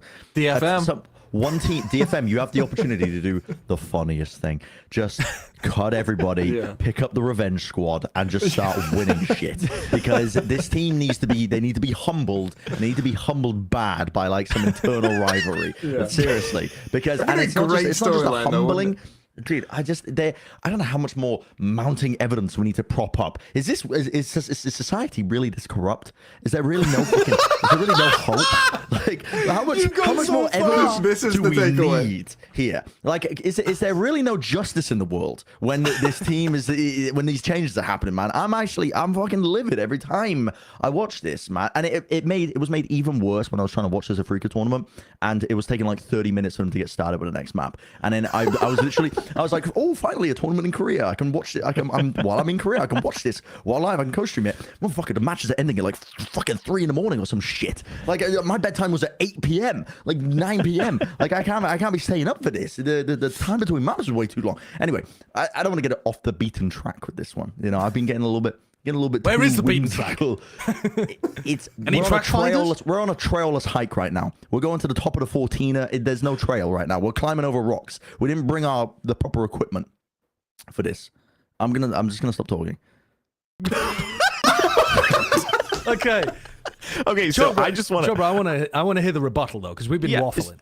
So here's the thing. I think everyone in the world agrees that the management of a 6-man roster was horrendous with DRX. That's I think a given. But I will also say prior to 2023, Termi used to be praised a lot for his coaching in terms of the in-game guidance, and in fact back then his timeouts were godlike, and it would help turn. Don't bring up It would help if he did that. Bring up the timeouts. Calm down. Just calm down. Just hear me out, okay? Keep going. So I don't know what happened with the timeouts. This whole narrative about him wanting to train them. I mean, I believed it in the beginning. Now I'm not quite so sure. But I will say the other thing you have to consider is like, who else in the world are you going to replace as a full-time Korean-speaking coach? Good point. Right? Like, if you look at reputation, Termi is actually probably the best option until an entirely new talent comes up, probably from a ex-pro or someone, right, who's been coaching around other regions, especially, right? Like, if you bring up someone who's only been playing, I don't know, like tier 3 CS in Korea, and then they want to coach a Valorant team now, like that's not going to do anything, right? If you really want to revamp the mentality of Valorant and how you understand the game in Korea, you're probably going to want to bring someone who's at least been involved in other regions and studying other metas. And you don't even have someone from like tier 3 CS. I mean, I guess you have some Overwatch players that are trying coaching in Valorant, but they haven't proven themselves. The only other one who's and this is why a lot of people have so many high hopes for Gen.G in Korea, well, at least internally, like behind the scenes, is because HSK still holds enough reputation from the CS days, and all his ex-teammates and his ex-coaches all agree that he has a really good mind. So they're hoping that he can become another good coach in Korea. But like that didn't go so well for DFM, so who knows how well it's going to go for an all Korean speaking team on Gen.G. But that's like how desperate Korea is for coaching staff, right? So as much as we can all hate on Termi and what they're doing overall with the 6-man roster, which that I believe was definitely poorly handled, you also just don't have anyone, right? Like you just don't have anyone yet. And that'd be an even bigger risk than swapping out the players. So what is Glow up to? Has he still got a happy family life? Yeah, seems like it. You know, he's like Bloody- not going to tournaments and enjoying his I think fuck. sometimes Fuck! DRX. Glow's got a good life. He's been smiling at AVL. Like, it seems all good. Damn it, he's not going to come back to heck. I think sometimes DRX though they just need someone to tell them like you can do this. You know, sometimes it feels like when DRX get into those big matches, like they have a bit of a mental block. Oh, we're playing Fnatic. Oh, we're gonna lose to Fnatic. Oh, we're playing, you know, this team that's meant to be better than us. We're gonna lose. So what I'm suggesting is bring in the one man who eternally loves DRX, Seth Achilleos King, and let him take the timeouts and just tell them nothing strategic whatsoever. Just tell them you guys are the best. You guys have got this. Don't worry about it. I have so much faith in you. And watch them fly high. You could. There's another coach that actually might be able to fill the slot, though, which is possibly the worst search engine optimization coach of all time. Val Analysis, who coaches Rare Atom, is Korean, and Rare Atom have got some great stuff That is a great going name over for there. a coach, though. Val Analysis is an amazing name Like for a coach. robot. Yeah, but Val analysis. So I Drained know out. Val Aside Analysis, from- by the way. Oh, really? He casted one season of Challengers Korea in 2022. Yeah, I don't know. I mean, he has a good mind, that's for sure. Obviously, it's working out well for Rare Atom. He definitely had some really good analysis about the game in general. So I think his game knowledge, there's no reason to doubt that. I think he used to do analysis for Overwatch as well prior to that for a couple different Korean still channels. go by And he the had the name name Val Val Analysis. Analysis, yeah. No. That's crazy. It's called Val Analysis in 2016, and he was just waiting for Valorant to come out. His name is Valerie Analysis. It's just his actual name, and it just happened to work perfectly for this title. So yeah, he exists. Where was I? So overall, obviously, it's working out for Rare Atom. But I will also say, if that guy got put on DRX, he would get eaten alive by the players. Like it would be so hard for him to command respect, right? I think the reason it works on Rare Atom is because he's got two entirely new fresh recruits from Korea, and then Well, you know, now the Chinese DRX players. do as well, though. Well, now they do as well, but wow, you guys have everything prepared for every single point.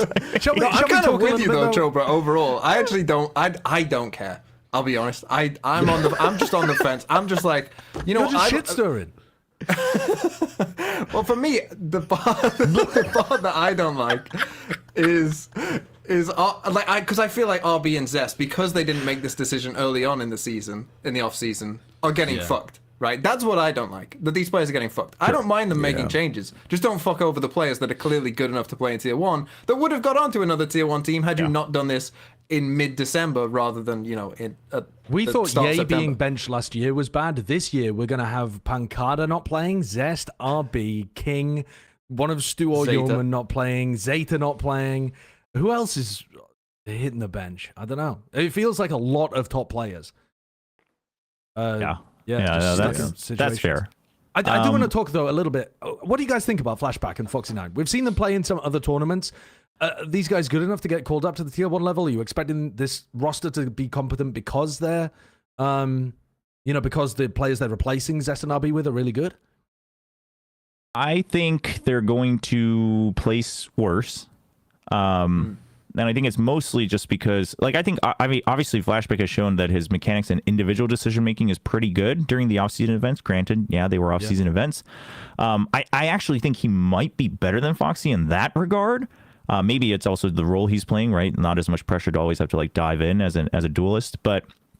So that's promising, but I think they're just going to do worse just because, again, like they haven't had that much time. It's two new guys. I mean, they've been trying to make Foxy 9 learn how to communicate better during these off-season tournaments, and I don't think it's gotten that much better. His initiators don't seem that promising, especially compared to someone like RB and Zest. So I think they're going to take a step back, but I have to imagine that what they're seeing is the individual mechanics are already there, so they just have to guide these guys to learn how to play Valorant as a team. Obviously, that, again, goes back to relying on the coaching staff, but if that goes well, I think it's a good long-term project, but I do think it's a step back. So I actually don't think they're going to be as hopeful for 2024. Is that how? Is it gonna be I mean, I think it was in the other tournaments they played, right? Is it Foxy9 like initiate? Is Buzz staying? Well, definitely We don't- swap map to map. Yeah, we don't know. I mean, yeah, they might swap map to map. I That's what they were almost doing, honestly.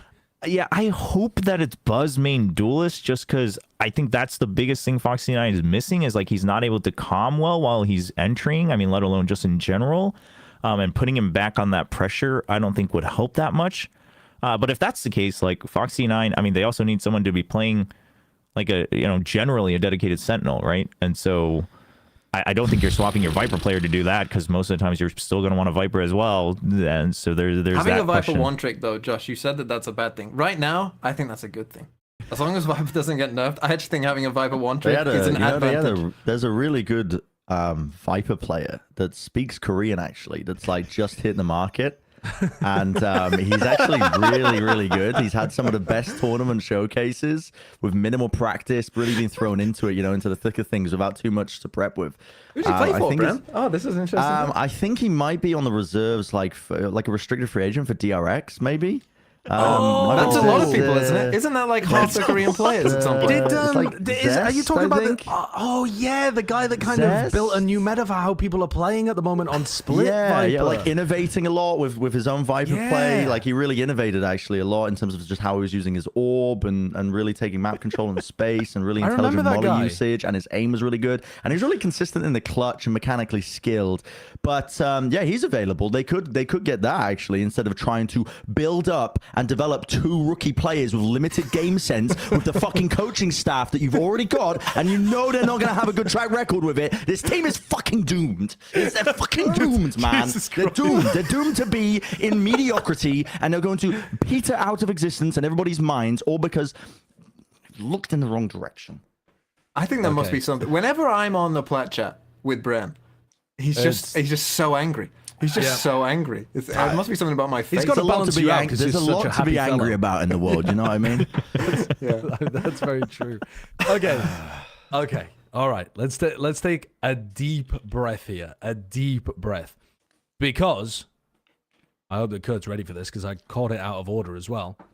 We got ourselves a sponsor for this episode, ladies and gentlemen. Can I give a shout out to ExpressVPN sponsoring this episode of Plat Chat Valorant, looking nasty. Okay, but I've got a question for you guys at home. Appease, ExpressVPN, appease. Brent, I've got a question for you. Yeah, Have you been naughty? Have you been naughty or have you been nice this year? I've been nice, I think. You've been nice?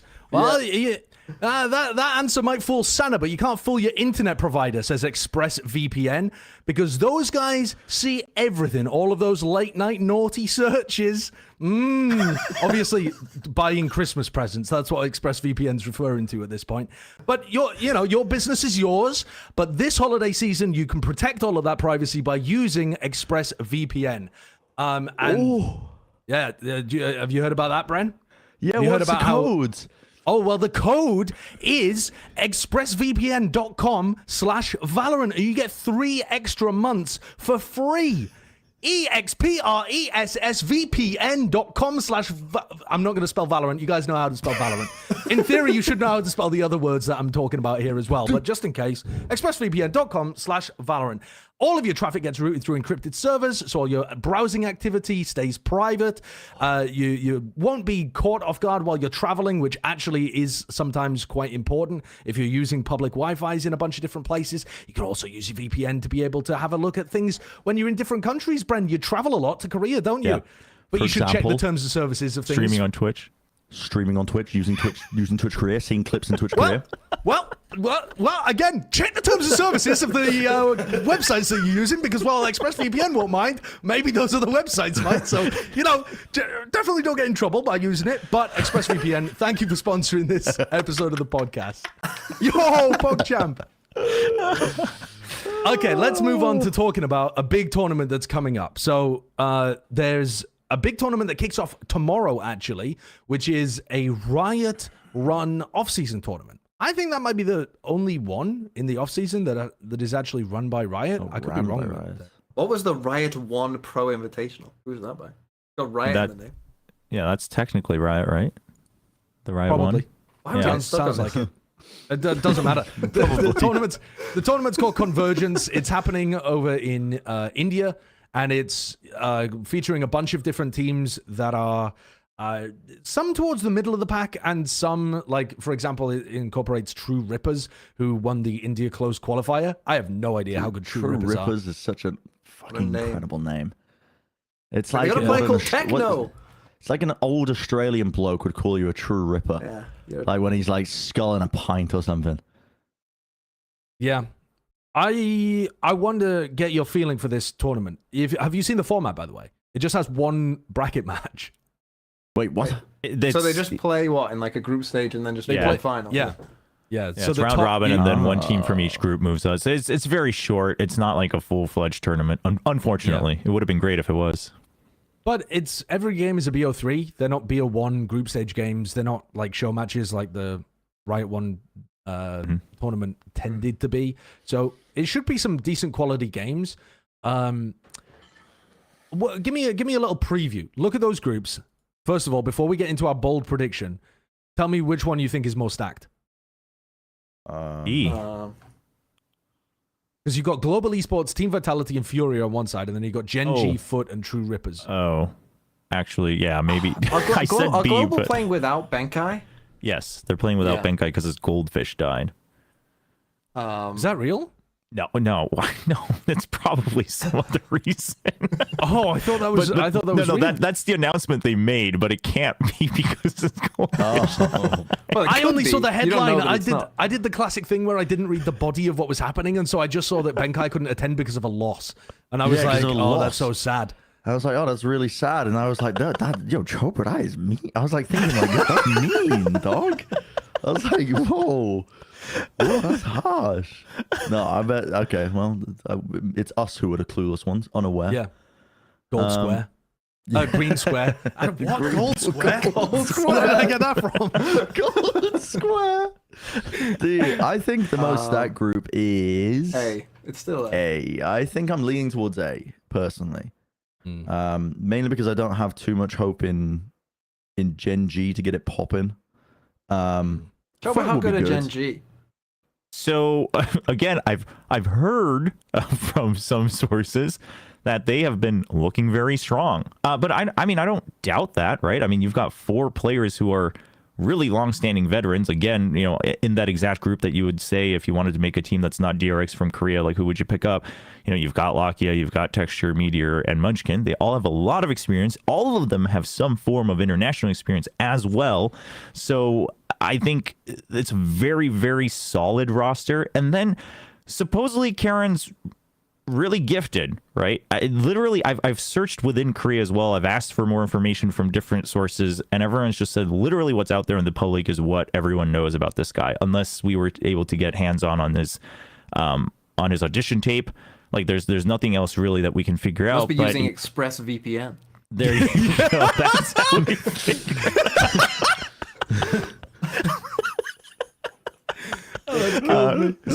so other than that, I mean, he's finished his military service, so like that, there's that for him. Like he's in it for the long run, so that's great.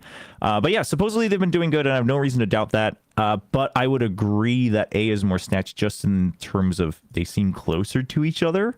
Like it's harder to tell who's going to move out of that group. So okay.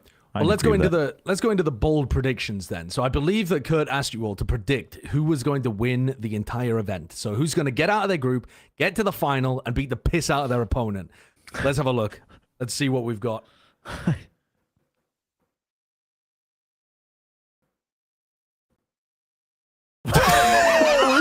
SpongeBob! SpongeBob! It's SpongeBob with his ass being ripped love out through his SpongeBob. True jeans. Rippers, yeah. Whoa, True Rippers. Whoa. We all went for True Rippers. That's crazy. That's wild. Okay, here we go. Wait, so 3 of us went for Foot and 1 for Vitality. No, you didn't, Chopra? I changed it, and Kurt acknowledged that I changed it. Okay, well, who did you go for then, Chopra? I went with Gen.G. Okay. Gen.G, I went with Foot, and then Bren's gone for Vitality and Foot as well for TMV, for our audio listeners. So first of all, to justify your Gen.G pick, do you have anything additional on top of what you were saying about them being a rumored to be a pretty decent team, and you think it's a solid roster?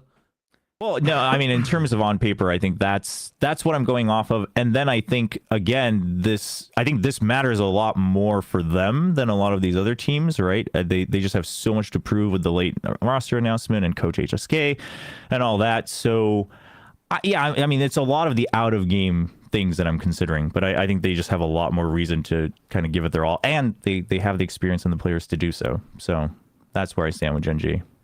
Yeah. I don't want to dismiss the things that you've been saying, but when I look at this Gen.G roster, I hate it. I hate it. I think...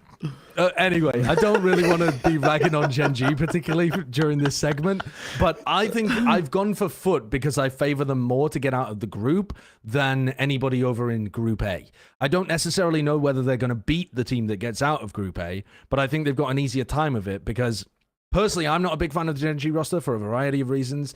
And is it because Munchkin's last name isn't Kim? Is that why you're upset that they didn't get the full Kim G roster? Yes, that's the biggest reason. It's not because Munchkin's always underperform whenever he IGLs. It's also not because Lakia looked bad when he was playing in Tier 2, despite having a decent history in the past. It's also not because Meteor overheats every time he plays entry. We don't know who's going to play an entry on this team. And it's also not because we don't know anything about Karen, and I just have to go off the word of everybody that he just impressed everyone and is actually a goated player. And it's also not because this team seems to lack a little bit of flexibility. And it's also not because they've hired a coach who coached a team into absolute oblivion last year. It's not for any of those reasons. It's because Munchkin's surname isn't Kim. And for that reason, I think Foot are more likely to be able to win the group, and I think that they're more likely to go to the grand final. That's valid. That's valid. But I am very much ready to get that entire rant clipped if Gen.G pop off and beat Foot and end up making it to the finals. So what do you think with Vitality, Brent? You're the one with the interesting pick here as well. They look good. The roster in theory looks good. I think they look good. Yeah, I mean, I like the pieces on the roster, right? I like the pieces that they've got because I think that this roster is like one of the teams I see with a ton of potential. With bloody Safe on the team as well. Like you've got the firepower increase. You have some newcomers, which makes it a little bit. That is wild. Yeah. I mean, and that's, you know me, I love a good I love a good support staff. Listen, if the posse's running deep and it's fucking bigger than the team itself, you know you got something good going on. Like there's no such, everybody knows there's no such thing as too many cooks in the kitchen. That's never been uttered in the history of anything ever. But yeah, I've always been a big fan of just Vitality, I think, in their approach to the game, even last year. And I thought that they were always just punching, but I think that this team has really good pieces individually. And the only unknown factor I think comes down to like the IGLing component. But I have faith that they'll be able to get through it as well. I think they'll probably be the strongest team in their group. And then it does come down to a bit of a coin flip for me with Foot. I just took a bit of a punt on Vitality. I think Foot should be the favorite team in this personally. I took a bit of a punt on them. I picked Vitality initially. The only reason I changed to Foot was because it seems like Safe isn't going to play Duelist from kind of, the whispers that we've heard, and I just don't like that. So I picked Foot. That's literally my only reason. I think Safe is going to... I know you think that Safe... I think Safe's going to be excellent. Safe is an insane Duelist. If you've got a player who can hard carry you games, put him on a roll to hard carry you. Yeah, it's a reasonable point. It is a reasonable point. But I think that I couldn't go for this Vitality team before I've seen them play.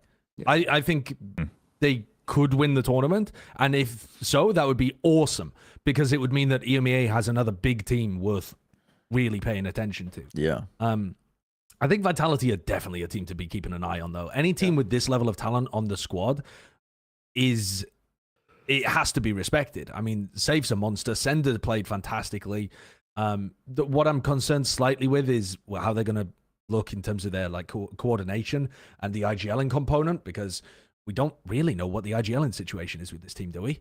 I think Destrian.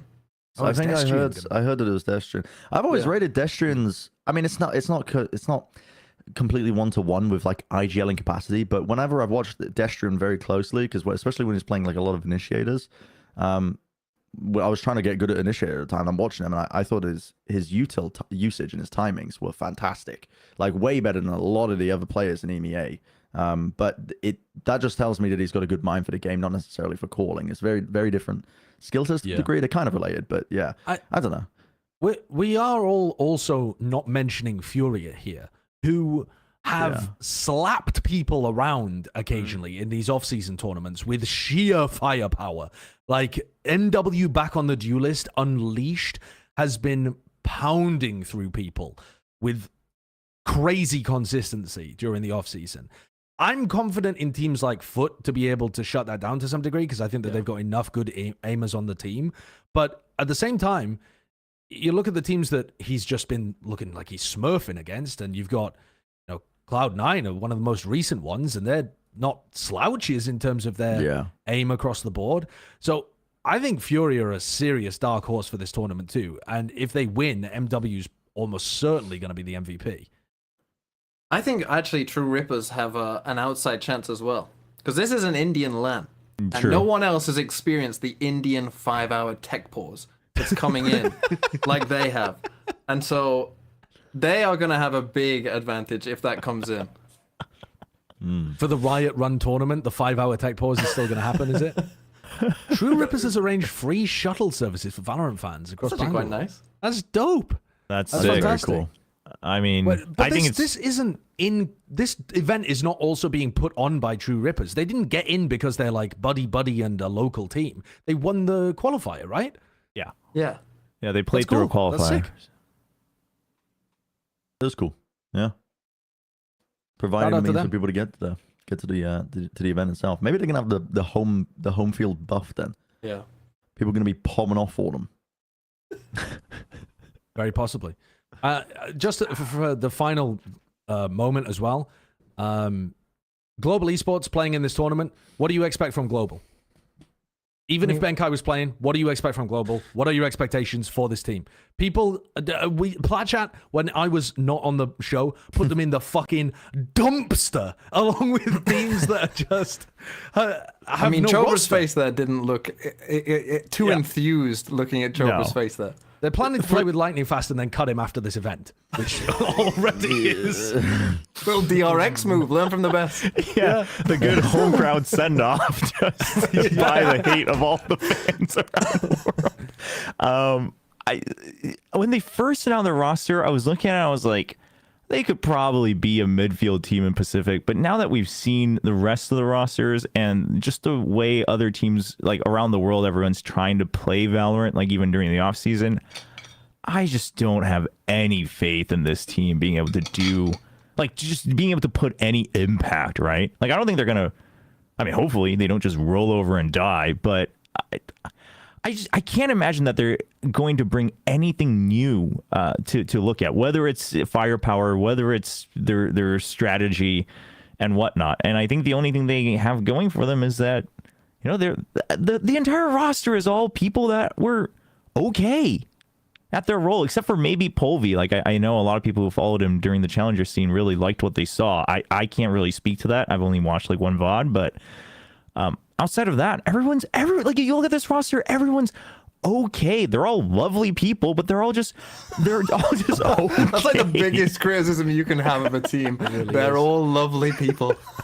but that's exactly how I feel about this roster. Is just it's one of those rosters where I feel bad for rating them low, but then I look at the stat sheets and all their history, and I'm like, well, I couldn't possibly bring them up any higher. So while yes, if they get a really good, yeah, that's true. If they get a really good team system going, they might be able to capitalize on the teams that just explode in APAC. Sure, of which there were quite a few last year. That's exactly where I rate them, though, right? I'll rate them above Talon and DFM. Let's just say it like it is, right? I'll rate them above Talon and DFM, and that's just it, right? And that's a very low bar to clear. So I don't know. I don't think it's going to look very good for them, and especially at this tournament, just because, sure, I mean, the only way that I see them doing well is if maybe for whatever reason Vitality booms outside of all of our expectations, they just can't figure out what to do, and then Fury is like only relying on firepower, and somehow, right, like Polvi just 1v5s them every round. Yeah, like other than that, crowd buff, tech pause buff. for the two players. Maybe. For the two players. True. Like as soon as things start going bad, like the Indian fans start doing something to make sure there's a tech pause. Sentinels needs to hire you, TMV. You are a master salesman of the hope. The hopium would be flying off the shelves. if you Hopium worked for Sentinels is through the roof right now. It's because Didn't they haven't started playing I was meaningful meaning games. God almighty. There's no need. You were doing so well at giving people stuff to hope about. You don't need to rip it away from them. All right, that does it for our episode this week then, I think. Unless there's any breaking news, but I can't see any. Yeah, let's end on that Sentinels doom. I mean, I was going to end on the fact that Aaron has retired actually as well when we were just talking about global. That was last week, just after we'd done the show, which is unfortunate. But I mean, the guy's got good qualifications to go back into some other kind of full-term thing. And I think he did pretty well with global in the first year. It sounds like they weren't happy with the team culture overall, but I thought he did all right with a very With what that team aspired all to over do, project. I could see Coach well- Aaron for sure. with what that team aspired to do, I think he did quite well. Really, I agree with you with that aspect. Yeah. But yeah, thank you very much for joining us, Chobra. Appreciate it. It's now 7 you're a.m. skipping and- over the final segment. You know, it's almost like Plat Chat has No, like a you're final right. segment that they do every. Yeah. Yeah, it's every almost week. like we do a segment every single episode, and it's right at the end. And before we say goodbye, you kind of run it. I mean, I don't want to do. Sorry, I I don't think want to I'm do like the a- hosting issues for you. I don't. Sorry, I listen, think my internet was lagging there a Oh, little. your internet's like okay. Sorry, I mean, I just. Oh, sorry, listen, what I said. Why it's... Where's Ward? Wood. It's Wyatt's weekly award.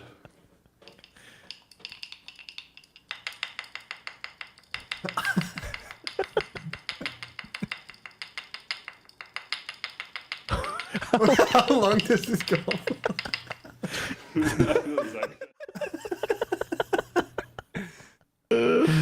Bobbleheads are amazing. Bobbleheads are wonderful. Oh. Do we have a pre-selected Wyatt's Weekly Award, or can I pick my own? Huh? You're asking the guy with a 10-second delay. Go off.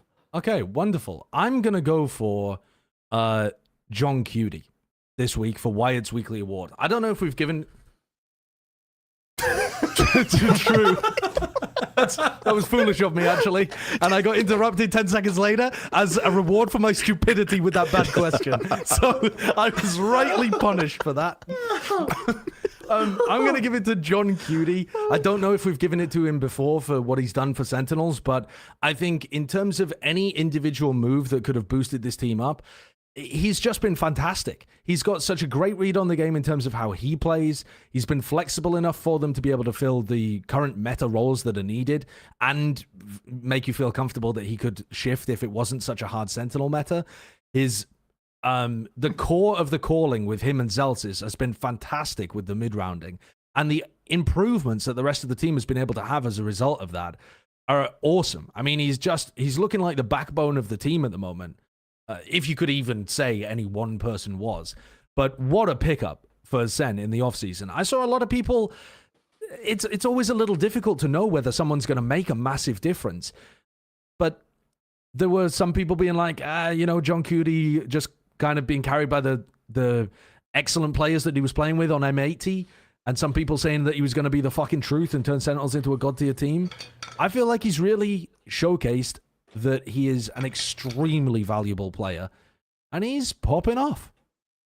Yeah, I 100% agree with this. I think he has been the biggest improvement. You can say what you will about Zelsis being in this team, obviously a big improvement as well. But dude, to have the IGLing component and calling a really good game, and also being able to just actually have a player that's hitting shots, and he's on a super valuable role right now where there's a lot of Sentinel players who also, it's kind of the role that for the longest time just ended up being the filler role. So there wasn't any like true Sentinel players, and people are like having to come back into it now that Cypher's like coming back into the mix.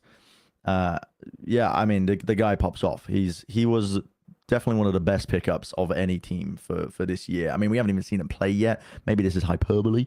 Who knows? But I know what I've seen, and the results don't lie. Okay, the off-season events, Sentinels are winning it all because of John QT. I know what I've fucking seen, all right? I know what I've seen. Valid recipient of the Wyatt's Weekly Award on episode 158. I cut out there. My internet cut out.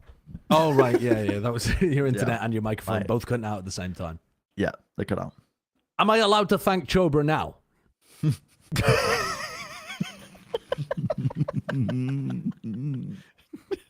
I need verbal permission. No, I need verbal permission, Bren. Yes. Thank you, Chobra, for attending this episode. Really thank appreciate you. that. It's been invaluable to get your insight on what's been going on, and I enjoyed your broadcast for AfreecaTV as well. TMV, thank you. You were less useful, but we appreciate having you on board anyway. And Bren, I'm going to kill you in DayZ later, so we'll make it up that way. All right, thanks for watching. Subscribe to the channel if you want to see more of this. Don't know why you would want to. And we'll see you next week. Bye.